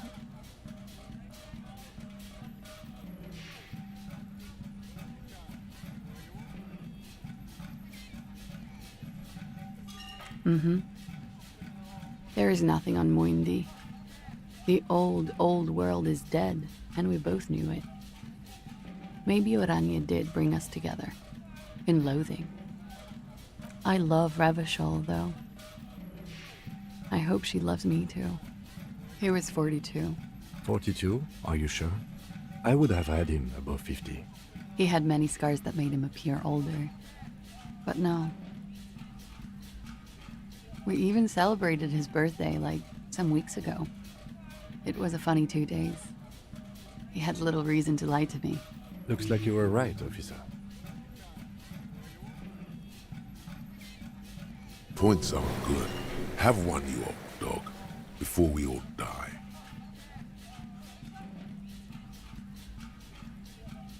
It isn't. Police work is a cooperative sport. Blue. Light blue. They were like little blue galaxies, you know?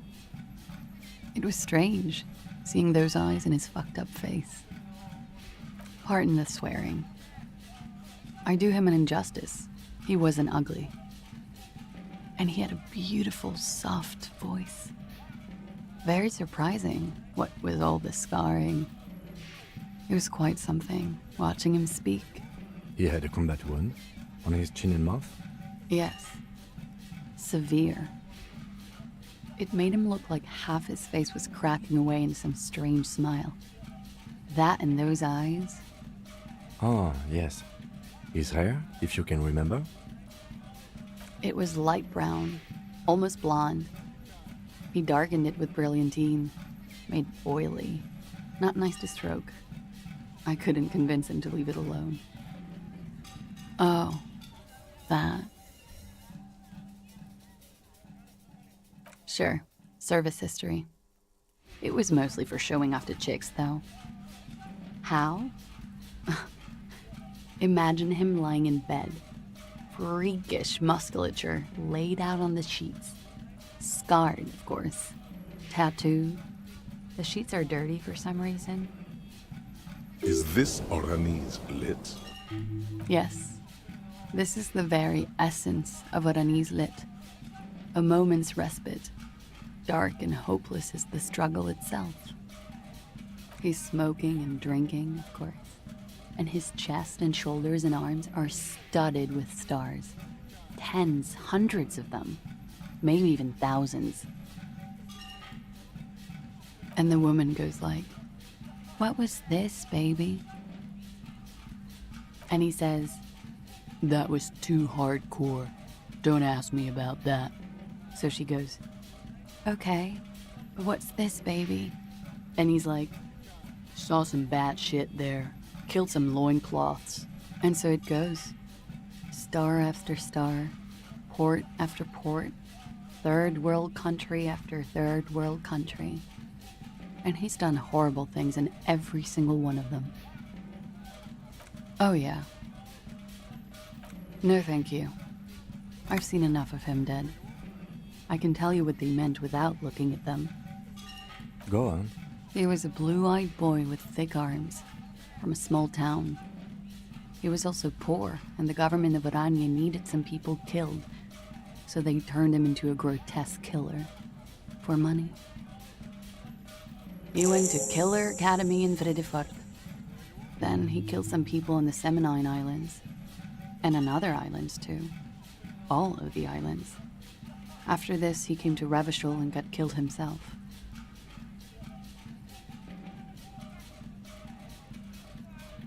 Change of topic, perhaps? All right. Coolly, gracefully, she pours herself more coffee. She looks back. Time moves slowly. The triangles of her face rearranging into a weary smile.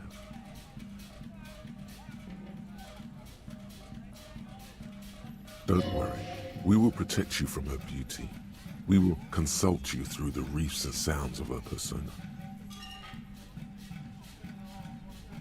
We will see through deceits. You are shielded. You are wise.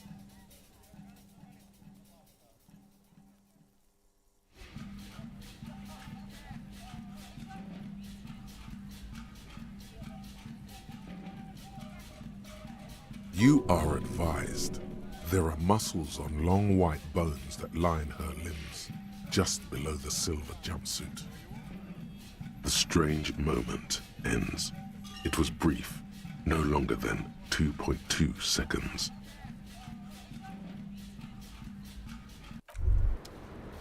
Wait, stop. That man, bloated beyond all recognition, was 42? Below the damage, the wicks of decomposition, all the swollen indignity of mortality. He was 42 years old? How old are you? That's where this is going. 45,000 liters of raw alcohol has left its disfigurements. What lies beneath, you wonder?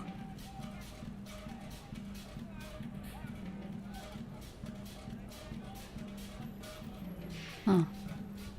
How old do I think you are? She's buying time to formulate the best answer. I don't know. 1, 2. I don't know what I'm supposed to say. How old is a newborn cop who doesn't remember he's a cop? You're not. Sure he is. You know, age is just a number. Yes, but for him that number is higher than 45. Wait. This requires scientific measurements. To the laboratorium.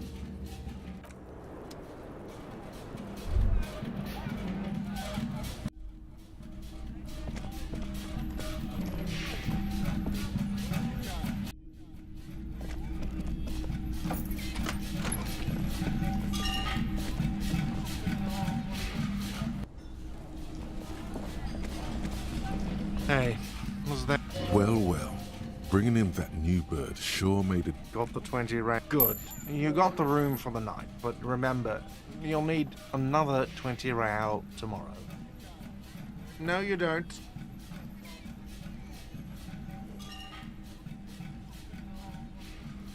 The Whirling's not a charity or a musical therapy clinic.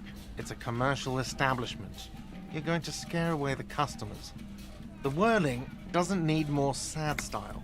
That's one of the styles it can do without right now. It's for no one. It's a prop. I'm not letting anyone use it after the great karaoke catastrophe of 44. A lot of people got killed because some arsehole wanted to sing karaoke. It's not for bands, it's for clients. Some clients, okay? Not you. Ha! Well, we don't have any tapes. They all got stolen. The man in the vest and the violet shirt stares at the tape you've just given him. He begins to frown. Hard. This is the look of a man who's defeated. He knows he's out of excuses. Fine, fine.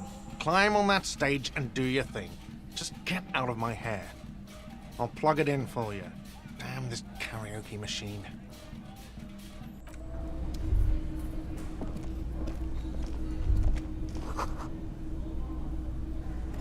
The stage is all set up for your performance. Feels silent. You can hear the pellets creak under your feet. You feel a little dizzy, a little unsteady suddenly. So, are you ready for your thing now? Let me know when I should turn on the karaoke carousel.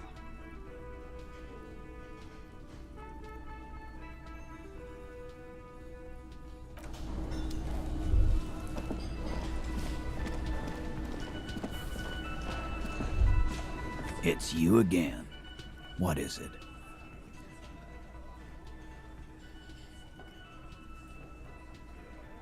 And that fucking fucker. You're the worst cops in Revachol. I gave you gold on that tape. That fucker wasn't aimed at you. It was at her. Fucking fuckity fucker. And what did she say then? That it's fine. People are supposed to be like that. Yes. In fact, I think she thought it was a little funny. Funny? No good goddamn psycho whore. Seems like they wanted to give Claudia a second chance to play along. She still didn't. Right. All fucking righty then. I guess it's good then. Fucking. Please try to control yourself in the presence of visitors, Titus. This is just perfect. Just fucking perfect. Any thoughts on this, lawman? You don't have to say everything out loud. Just mix and match.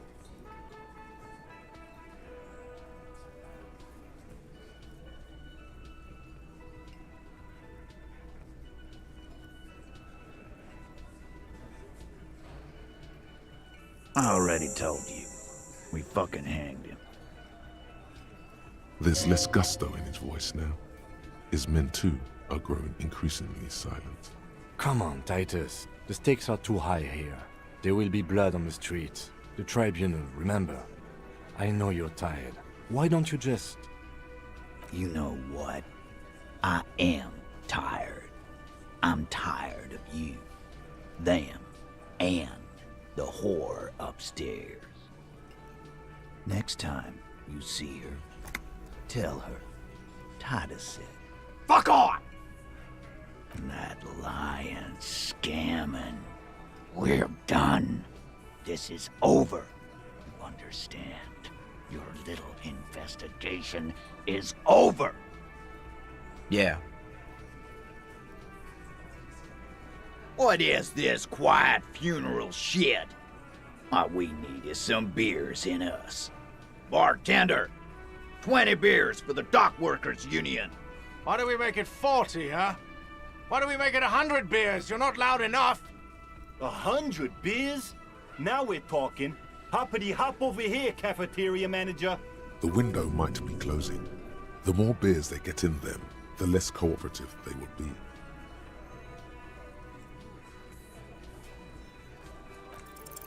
Convince Titus he's being manipulated. You should know by now. Titus Hardy will never falter. Just remember, it's about more than Claudia. It's about these men and Martinez, their district, their responsibility. Huh? He'll get it. Go on. Got it. Kill you because they don't like you. All because... Goddamn right. This is Union Town. You work for the company, we will kill you. Fuck, Dennis. We don't kill you if you work for the company. Half the harbor works for the company. Work for the wrong company, and they execute you.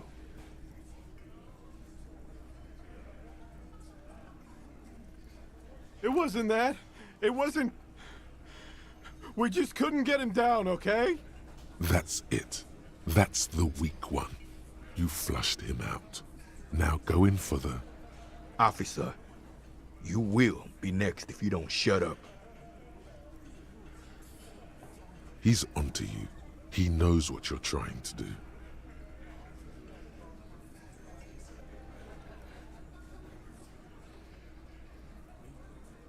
No, I'm not gonna do it. I'm too old for a shot like that now.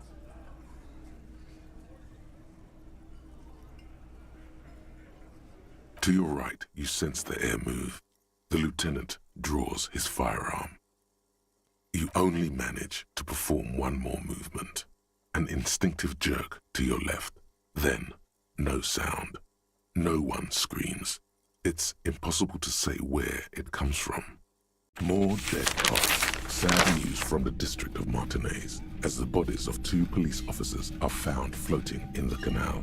It is believed the officers were pursuing a murder investigation, but got caught in the dock workers' strike and were gunned down under unclear circumstances. Such needless loss of life is truly tragic, a local union leader, Everard Clare, commented, and added that although the event is truly horrid, we can expect similar incidents to follow if right-wing vigilantes are allowed to run around uncontrolled and try to wriggle their way into well-organized neighborhoods.